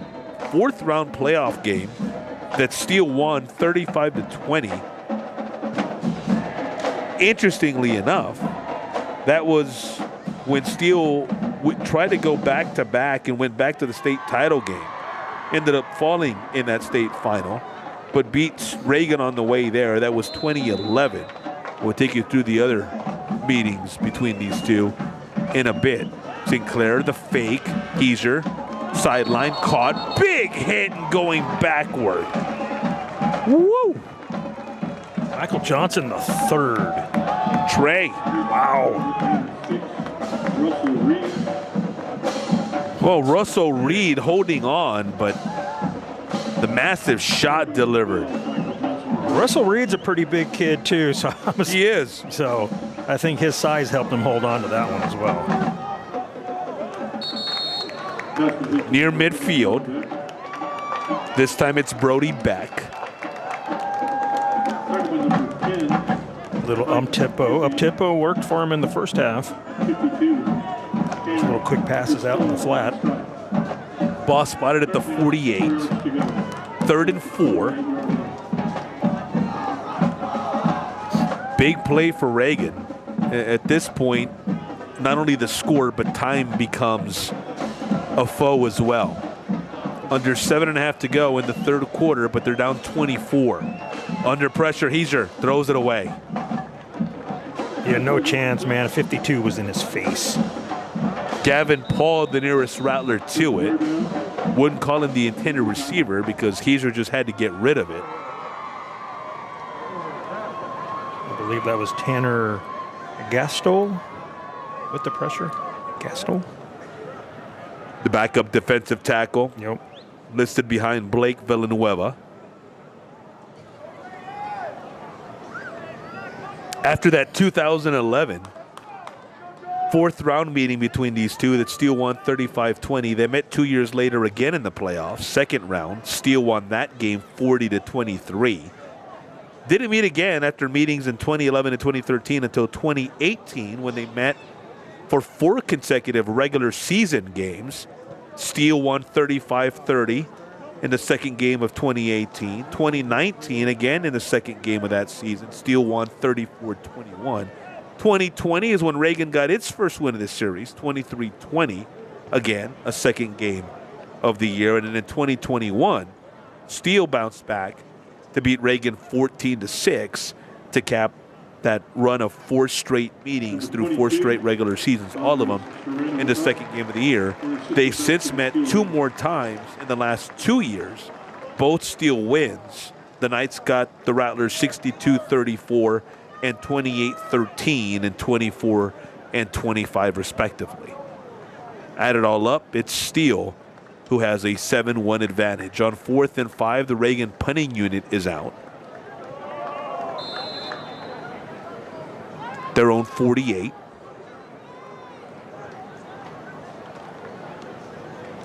And a fake.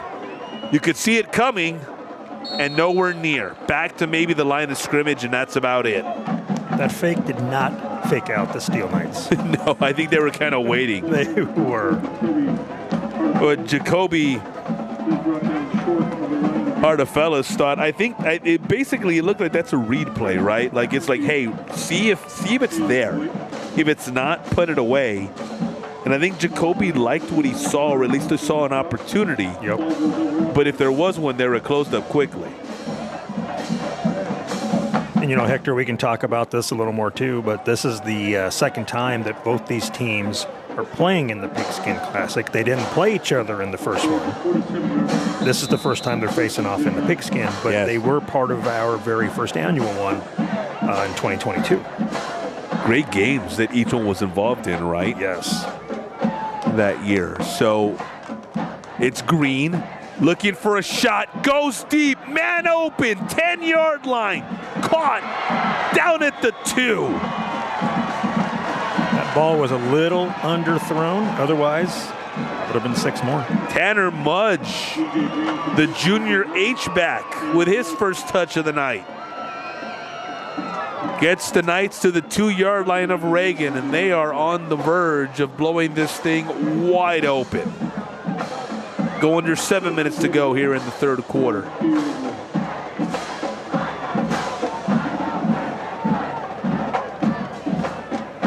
Lineman set. Green with a receiver to his right. Jones to get. Jones toward the end zone. Stuffed. Nice job of that Reagan defense of forming a wall. Yeah, who stuffed him? Who hit him? Is that 22? Might have been Aiden Fernandez. Right. Young man held his ground, that's for sure. Kamarian Smith appeared to be the ball carrier. He's number 28.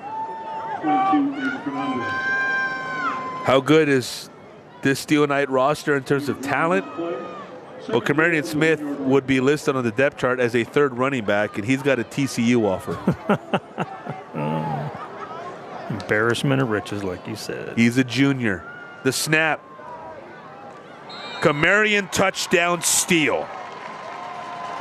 Number 28, Kamarian Smith with the carry. Little slice and dice to get in right there. Nice. The Steel Knights an extra point away from making this a 38-0 run.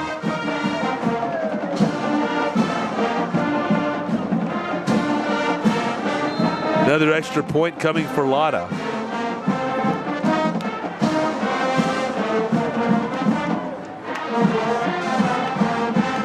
Snap, hold, kick. Good. Ralph, perfect on every single one of his PATs. We're back at Comalander Stadium after this. All Steel Knights in the KSAT Pigskin Classic.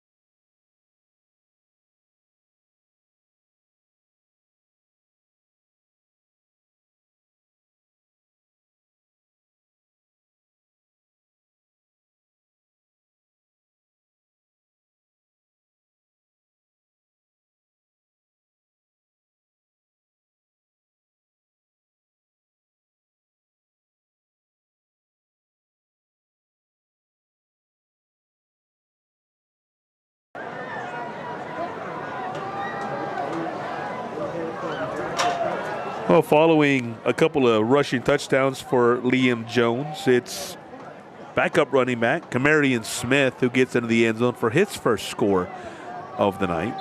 One of 6 Steele touchdowns on the evening, 45-14 when you include a field goal there in the second quarter.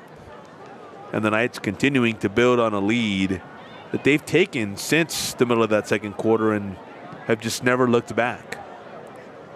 No, since that point, they've been a little bit more of the sharper team. Not perfect, not anything that, David Sines is going to be totally pleased about, but they have been the more solid team since that point. We talked about the Reagan Rattlers playing in that District 28 6A. Well, the Knights are in District 27 6A. In a league with the likes of Judson and East Central, New Braunfels, Canyon, Clemens, Piper making the move up to that district this year.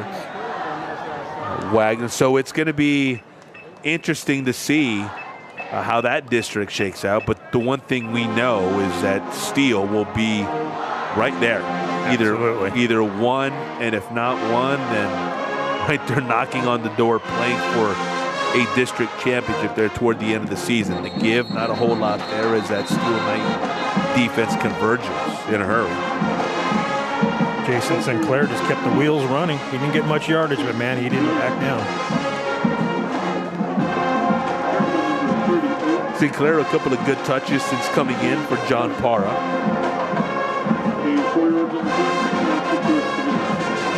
Parra with some good work in the first half. Stacked receivers to each side for the Rattlers.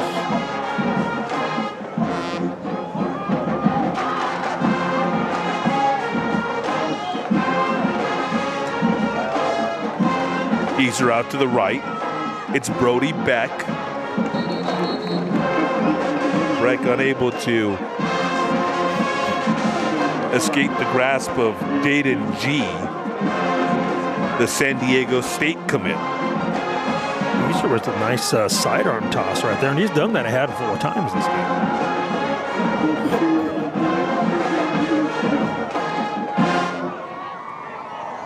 3rd and 6. Back in motion. Big hit for a sack. Ball's loose, and that's live. Steele football. He tried to scoop and score. Pike Kempe might hear it when he gets to the sideline. Just fall on it. Yep. But hey, when you're up 45-14, I think a lot of kudos to go around. Absolutely, and you're just thinking at that point, I got to get a touchdown. But yeah, he blew through and hammered the quarterback.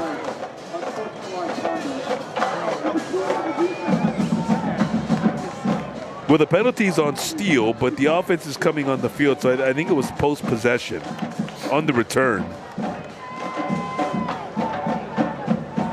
Yep, had to be on the return because it's an unsportsmanlike conduct following the play. And so Steele retains possession, but they go backward to the Reagan 29.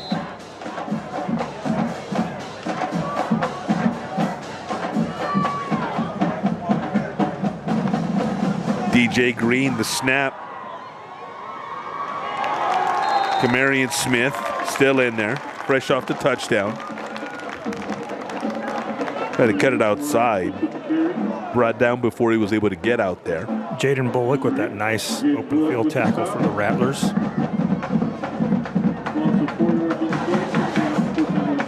Bullock, a junior. Plays that strong side Sam linebacker for Reagan. Twins to each side here for the Knights. Green standing at his own 38 out of the shotgun. Quick pass, quick hit. And stumbling out of bounds, but going forward. So Steele, Hector's on their way, improving to 2-0 in the Pigskin Classic. First one back in 2022, they beat Brennan by 1 point, and if I recall right, it was either double or triple overtime. That was a fantastic game. Reagan, unfortunately, looks like they're going to go to 0-2 in the Pigskin Classic. They lost a 1-point game to Smithson Valley back in that year. 2 fantastic games. That one overthrown. Akari Davis, the intended receiver. To send it down to RJ Marquez roaming the sidelines. RJ. All right, guys, coming to you back from the sideline over here at Jerry Comalander Stadium. And one thing, I was hanging out over by the Steele sideline, just talking to the folks there about the wealth of talent. One thing that they did tell me is that a lot of those guys, Jamin Harwell, Liam Jones, a lot of those guys also train for track and field as well. So you can imagine having to run a relay against some of these guys that Steele has out in the field right now. One thing I did want to mention about Liam Jones, it looks like his night may potentially be over. Kind of seen him just continue to warm up. Saw him make some big plays earlier, but it doesn't seem like if the coaching staff is ready to maybe just put him back on the field. We're seeing a couple of the other guys get some action as we get into the fourth quarter. Steele up big over the Reagan Rattlers. Back to you guys. Thank you, RJ. Lou grew even more in those couple minutes that we threw it to you. Another Steele touchdown. DJ Green with the pass. On the other end, it's Jaden Cassiano. And the Knights just keep on rolling. Now with their backups getting some good run. And not only getting some PT, but making the most of it with scoring some touchdowns. Yeah, you get in there, you got to take advantage when you get your time. A lot of extra point is good.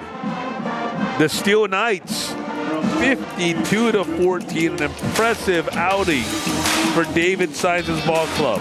We're back after this. KSAT Pigskin.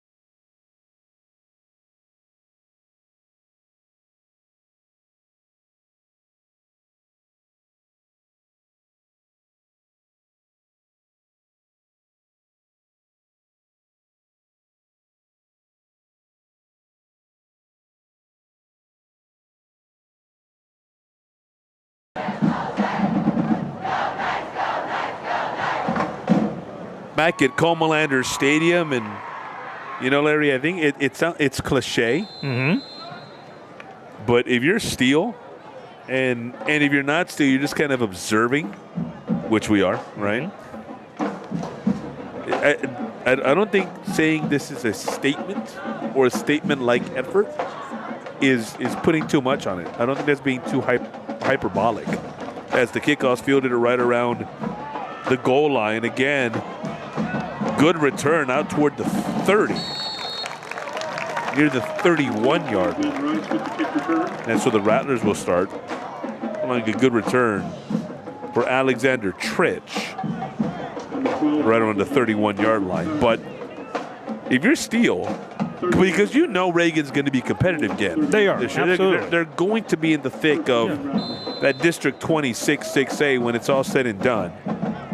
And so to come out and have this kind of effort against a quality team, if you're Steele, and specifically your coaches, you're gonna be pretty impressed with what your ball club has shown you in week one.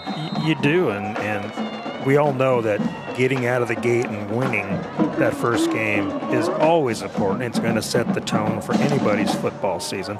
But to beat a team like Reagan, who we know is good, they are really good. Their defense is stout this year, and they have 9 guys coming back from last season's defense that played very well. So yes, Steele getting this win is great. And like I was saying earlier, I hope Reagan doesn't put their heads down, anything like that. I doubt they will, because they know they're going to be in the thick of it when the time comes, and they have some talent on that side of the ball. After the 1-yard pickup, it's Sinclair who comes this way. Nice gain, crossed the 35 to right around the 37. And I mean talent on both sides of the ball, actually, yes, for Reagan. They are a good squad. Yeah, for Steele, Reagan representing one of a slew of tough district, non-district opponents. Next, they get Atascocita, and then in week 3, Lake Travis. Yep. Should be a fun one when those two get together. 3rd down and 4 at the 36. Sinclair gets to carry on the read, comes around, 1st down, cross the 45. 1st down for the Rattlers. Sinclair, just a sophomore, showing his elusiveness right behind the line of scrimmage. That could have been a tackle for loss, but he got out of it and got a nice gain. Back to Steele's schedule for a moment, following that pre-district portion of the year. Their district's schedule looks like this. Wagner at home, meaning Steele. Piper at Piper. Host San Marcos. Host Judson. At East Central. Host New Braunfels Canyon. At Clemens. That is how the Steele schedule shakes out. Joshua Hardcastle with the tackle there for the Steele Knights. Hardcastle getting some playing time here for Steele Knights Ball Club that returned several starters from an 11-2 ball club. 3 rounds deep in the playoffs. 2nd down and 10. Their own 46 for Reagan. Handoff coming left, not a whole lot there. Closed up quickly. John Opara back in the ballgame. Got the carry there.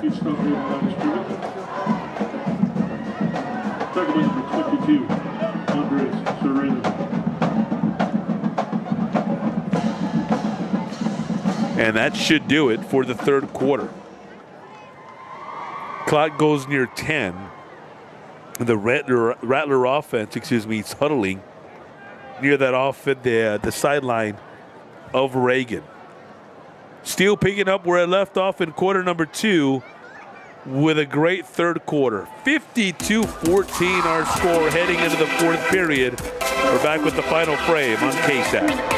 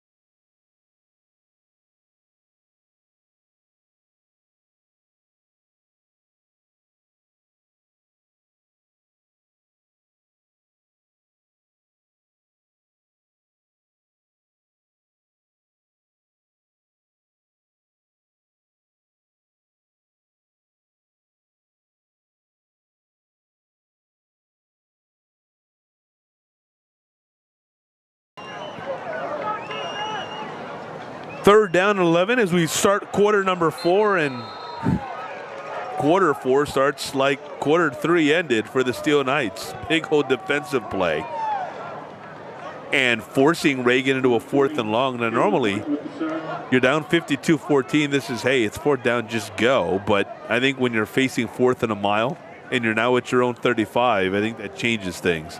As a matter of fact, it does change things. Punting unit on the field for the Rattlers. Big sack for the Knights on 3rd and long to make this 4th and even longer. 21 yards to go. And I believe that was Dean Jeffords with the sack. Jeffords getting in on the act. Good kick into the end zone though. Seeing if it died right before it got there. My guess is that DJ Green, the quarterback's night, is over for Steele. Yeah, you would think so. We'll wait to see if that is indeed the case.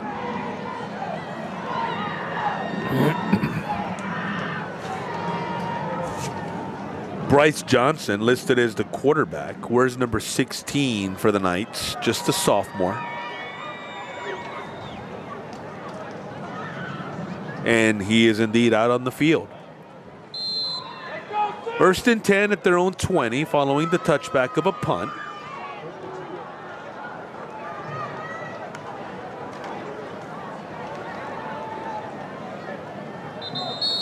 Johnson's handoff.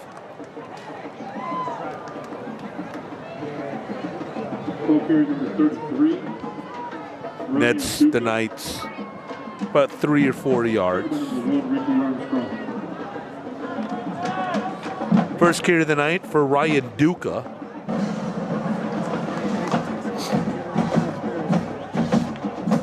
Give him 3, maybe 4. Duca again. Hits the hole hard, gets across the 25 to the 27. So 3rd and 3 coming up for the Knights. 44. Hayes, Hornsby with the stop. Program that is the last school at the biggest classification in Texas high school football to bring the San Antonio area a state championship. 2010. When the Knights accomplished that feat. Trying to get near first down yardage is Bryce Johnson. Didn't quite get there. Short by a yard, it looks, considering the ball's now at the 29. Man, it's been that long since they won. Can you believe it? 2010 since Malcolm Brown, Coach Mike Jinks. Well, that was a star-studded team. Tommy Armstrong. Man, they had so many dudes on that squad. Went back to state the following year. Came up just short in that state final. Went back again in 2016. On 4th and short, Steele goes. And I think they got the push. They did. Marker goes back to first down. Ball carrier number 24, Quentin Humphrey Davis. Carry is good for a first down. Speaking of the 2010, Jinx, that Steele team went 14-2. We talked about the appearances the next year in 2016. Of course, Terrence Steele, appropriately named For sure. as Ryan Duca gets the carry. A Steele alum, an offensive tackle for the Cowboys, really become a mainstay for that Cowboy offensive line over the last couple of years. Talked about Malcolm Brown, NFL running back who did some damage with the Rams. Jalen Jones, we talked about his name earlier, cornerback with the Colts, and comparing kind of the comparisons that, you know, some have made with Eli Johnson now. Caden Stearns with the Broncos following his days at UT. J.T. Woods playing for the Chargers, also a Steele guy. And we talked about Tommy Armstrong, quarterback, who went on to play in Nebraska following his days at Steele. So this Steele Knight program really has taken the mantle in terms of the program from the greater San Antonio area who has consistently made the deepest runs at the highest level of high school football in Texas. And really, you could have, until the last couple of years, you could have said that of Steele at any level of greater San Antonio. Yeah. But thanks to Smithson Valley's 2 state titles in the last 2 years, the Rangers now hold that distinction. But in terms of 6A and or the largest classification, considering back when they won in 2010, it was still 5A. It's Steele who has that mantle. You know, Reagan, Brennan, Johnson, they'll make runs, but Steele's made 3 state title games, high snap, collected by Johnson, and then pushed back. And that Reagan defense trying to make up for lost time there. A huge effort. Johnson able to get rid of it, though, so that there's no true yardage damage. But just to wrap the thought on Steele, Larry, is just the program that I think you can say without hesitation, of all the 6A programs in greater San Antonio, they are the odds-on favorite year after year to make the deepest run. I would think so, yeah. That arguably, yeah. That doesn't mean that other teams don't do it. Nope. That doesn't mean that Johnson hasn't gone on a great run, or a Brandeis, or Harlan, or a Brennan a couple years ago. But in terms of consistently at least getting 2 rounds deep and sometimes making a state title run, or you know, that is a run to the state title game, or at least to the regional final, that's Steele. I feel like they've set the benchmark, you know, and everybody else wants to get there as well. And we have a ton of fantastic 6A teams in the area. And when you talk to some of these head coaches and other squads, a lot of them will mention the Steele program. Yeah. Tons of individual talent through the years as well. We talked about some of them right now. Jalen Jones, Caden Stearns, Tommy Armstrong, Malcolm Brown. I mean, the list is pretty impressive. Terrence Steele, you know, so individual talent to go with the long sustained run. And really a program that kind of, you know, you get a lot of programs out of the Dallas areas who you look at that and they have individual talent and they make long runs consistently. If we have a program like that here in greater San Antonio, that would be Steele. Yep. That may be the best way, the easiest way to sum it up in terms of combining individual talent with the playoff runs that they'll usually go on. Timeout taken by the Knights. We're going to take it with them. 5:09 remaining in the 2026 KSAT Pigskin Classic. All Steele in an impressive showing against the Reagan Rattlers.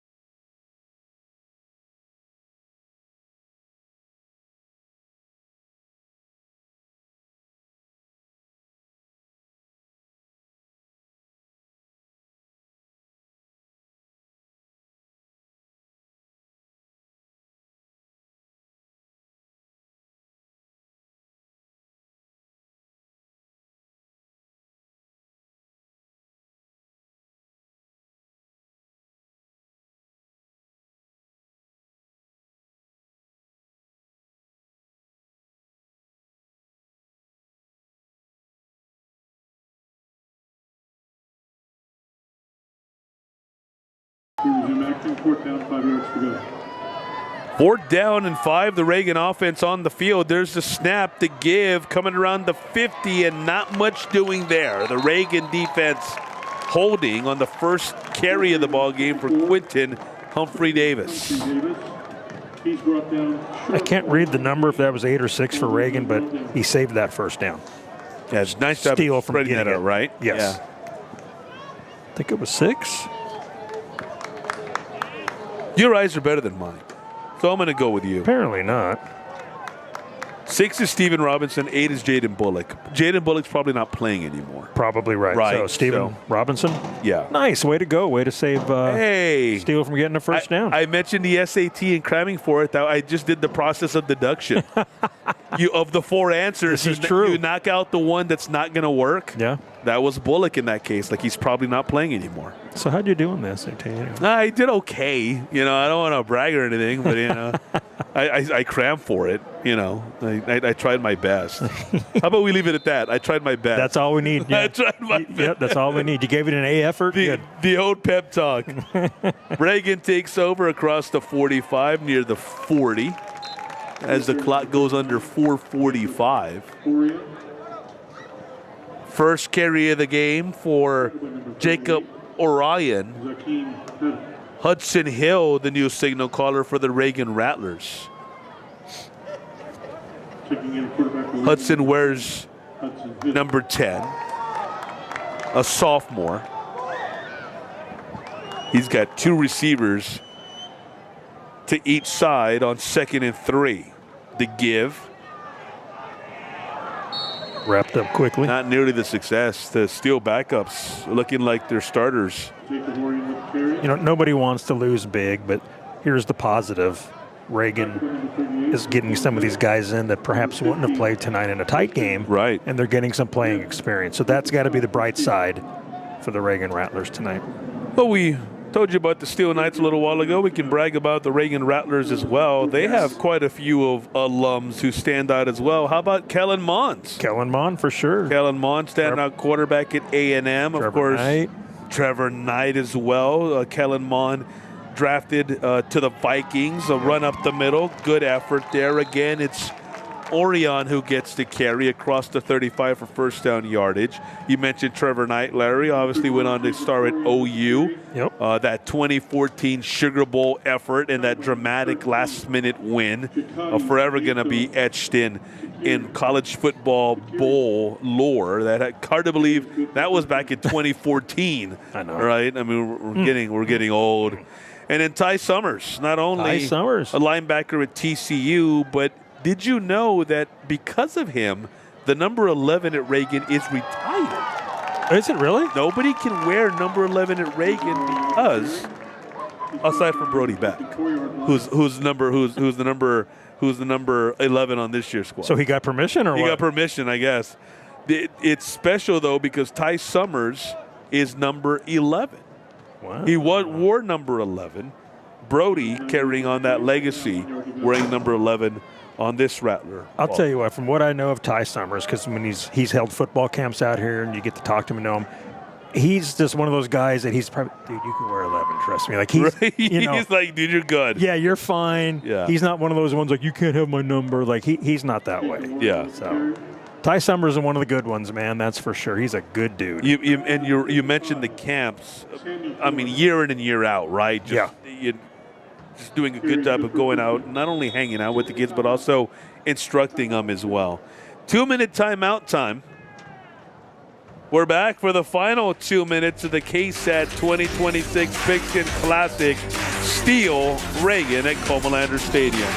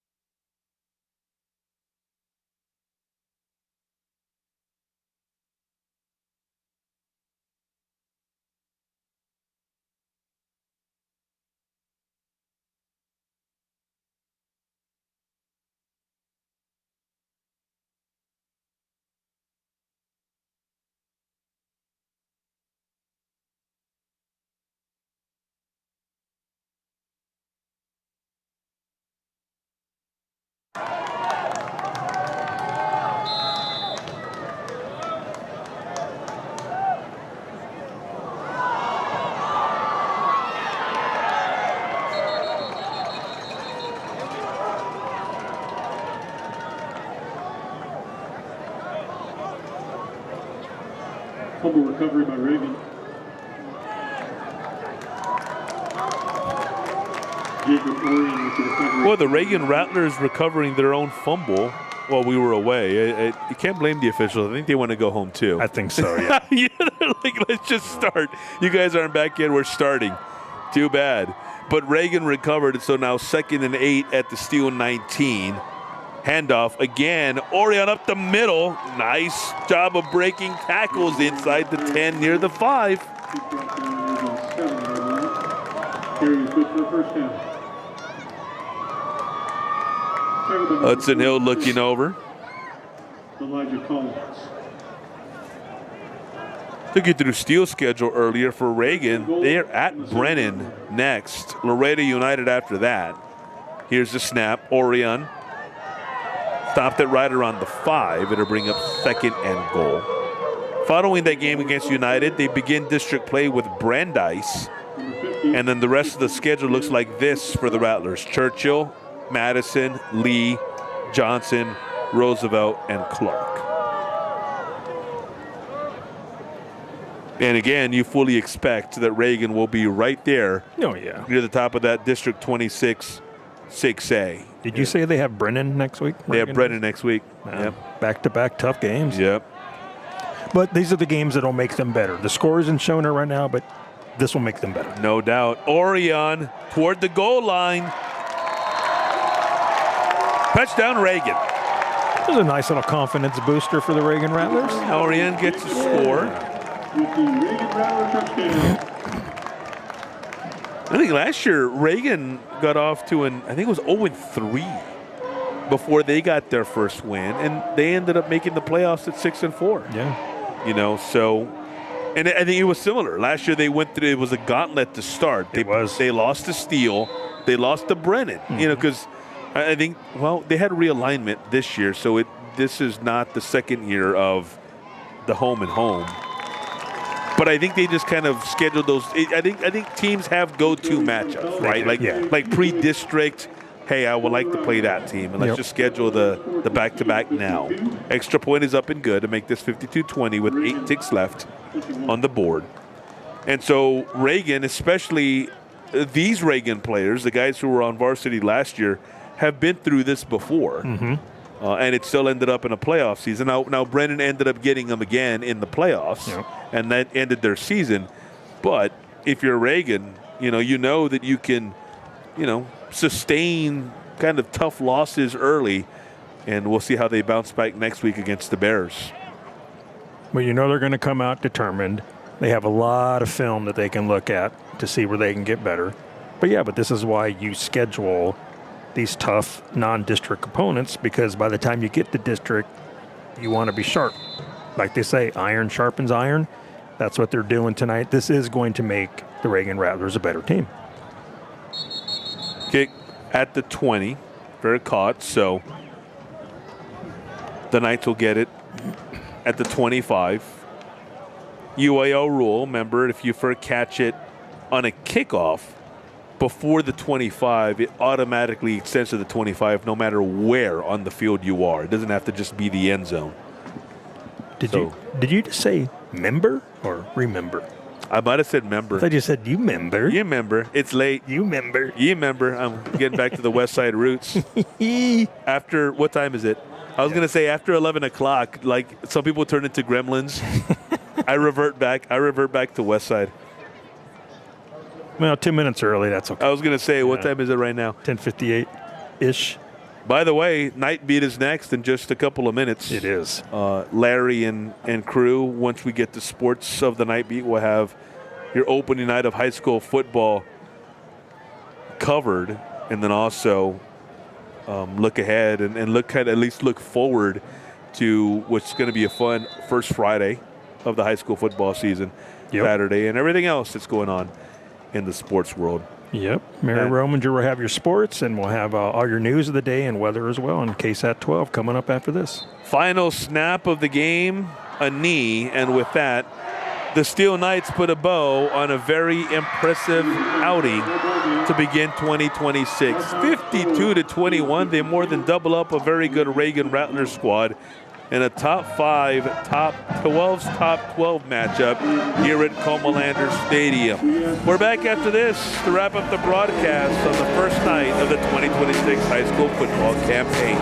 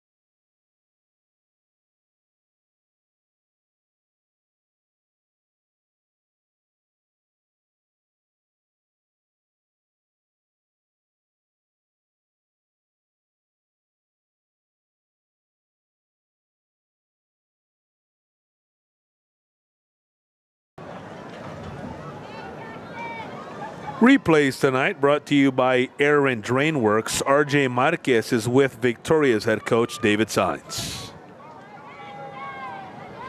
All right, we're back here live at Comalander Stadium with Steele head coach David Saenz. A big win, Coach. Congratulations winning the 5th annual KSAT Pigskin Classic. Coach, what are your thoughts on your team's performance? Yeah, I'm just excited the way they responded. You know, we come out, we get hit in the mouth a little bit and down 14-7, and then, you know, we answered back a little bit. So I'm just, you know, proud of the resilience. You never know how they're going to respond on that first game. So proud of that. Yeah, what's it like, Coach? You guys implement a lot of different things during the offseason. Obviously, these guys are working hard. What's it like to actually see some of this stuff show up on the field when you talk about some of the talent that you have out here? Yeah, you know, they do a tremendous job of working for us, you know, whether it's off-season or in our spring ball or fall ball, and it's great to see them come out and have some success, you know, here on the field. Yeah, so Reagan, Coach, one of the better teams out of any ISD. What does it say about your program that you guys can come over here and kind of compete with these guys and obviously come away with a big win here? Yeah, you know, they're a really good football team. You know, they put us in buying there early, and, you know, nothing but respect for Coach Meyer and the Reagan program. You know, they have a heck of a football team, and I wouldn't be surprised if we see them again in the playoffs. All right, Coach, what should we look for the rest of the season here for the Steele Knights? I know we're just getting things going here. Yeah, you know, we got 2 more non-district games. We got a Tascasita coming up, and then Lake Travis, and then we got a tough district schedule coming up. So we got to make sure we got all our weaknesses found before we start that district stretch. All right, Coach, enjoy the win. Congratulations, and take it easy going up back 35 up to Cibolo. All right, David Saenz right there, head coach of the Steele Knights as they win the 5th annual KSAT Pigskin Classic. They beat the Reagan Rattlers tonight right here on KSAT 12. Back to you guys. RJ and Coach David Saenz, thank you very much. Larry, final thoughts on the 2026 KSAT Pigskin Classic? Like Coach said, Steele responded from getting punched in the mouth early, and once they got going, and now Steele is 2-0 overall in the KSAT Pigskin Classic. And something tells me they're going to be, there might be a 0 in that loss column for this year for a little bit while, longer still, although they do have that big against Lake Travis coming up in just a couple of weeks. They do. They got 2, what do you say, Tascasita, then Lake Travis. No, those are 2 tough games. 2 tough games indeed. For KSAT 12 Sports Director Larry Namitas, the great folks at KSAT, wonderful folks at Wick Productions, we say good night. We'll see you soon. The 2026 KSAT Pigskin Classic in the books. The night beat is next, right here on KSAT 12 on a night in which Steele dominates over the Reagan Rattlers.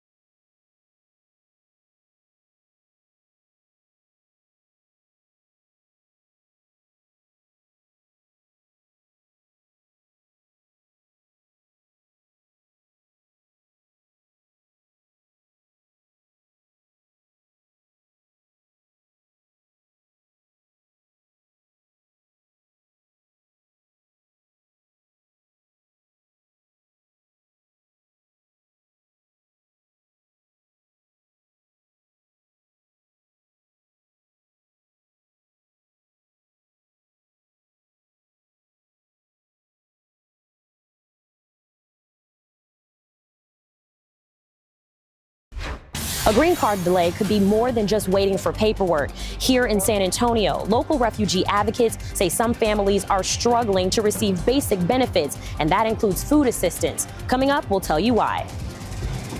Block cameras are already all across San Antonio, and North Star Mall is no different. I'm speaking with people about their thoughts on these cameras being at every entrance and exit coming up tonight on the Night Beat. And we had a couple of lightning delays tonight. That could be another possibility for your Friday night lights. So have a look at your futurecast coming up. Thanks for staying up late with us tonight. I am Ernie Zuniga. We start with an update on breaking news that we've been reporting on all evening. We now know a heavy police presence at Seguin High School this afternoon was caused by a bomb threat. Seguin police received that threat just after the final bell. The staff cleared the building and the students were taken to the Seguin Coliseum to be reunited with their families. The district says all of the students there are safe. In a statement sent home to parents this afternoon, Superintendent Dr. Jack Lee says, quote, "Our high school staff did exactly what they were supposed to do and evacuated the building quickly, safely, and as efficiently as possible," end quote. The district is also pushing back on rumors circulating online, saying there is no confirmed information beyond what has officially been released. A green card delay is creating a ripple effect for some San Antonio refugee families, with local advocates saying that some are now struggling to access food assistance. The Center for Refugee Services says dozens of families are being impacted as they wait months or even years for their immigration paperwork to move forward. KSAT's Alexis Scott tells us how a delay at the U.S. Citizenship and Immigration Services is reaching far beyond immigration paperwork. The wait for a green card can be a long one, and for some refugee families here in San Antonio, advocates say that wait is also impacting their ability to put food on the table. The Center for Refugee Services says they are seeing dozens of families impacted as they wait for their cases to move forward. The Center for Refugee Services has been helping families build new lives here in San Antonio for more than a decade. Mary Field says the nonprofit is seeing a big challenge: families waiting years for green cards. A federal law passed last year narrows who can qualify for SNAP benefits, making people wait even longer, especially refugee families. These are families who should have received a green card, They are eligible to receive the green card. And because they don't have it, they're ineligible for the SNAP benefits. The green card applications are handled by U.S. Citizenship and Immigration Services, the federal agency responsible for processing immigration benefits. USCIS has faced significant processing backlogs in recent years, while changes in screening and vetting have also added to the time it can take to complete some cases. Here in San Antonio, CRS says the impact from a federal level is significant. We have a low-income family with a large number of children. Usually it's at least 4 kids. It's really impacting children. And without SNAP benefits or other government assistance programs, they're having to find other ways to put food on the table. CRS has a food pantry and works with other community partners to help fill the gap.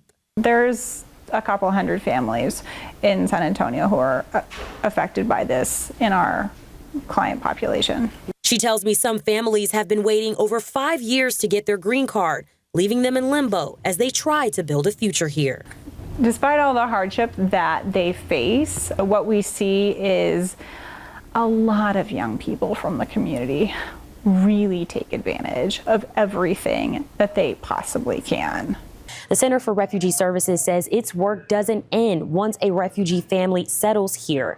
They also assist with health care, education, employment, and other resources as those families work toward permanent residency. Alexis Scott, KSAT 12 News. Well, new tonight.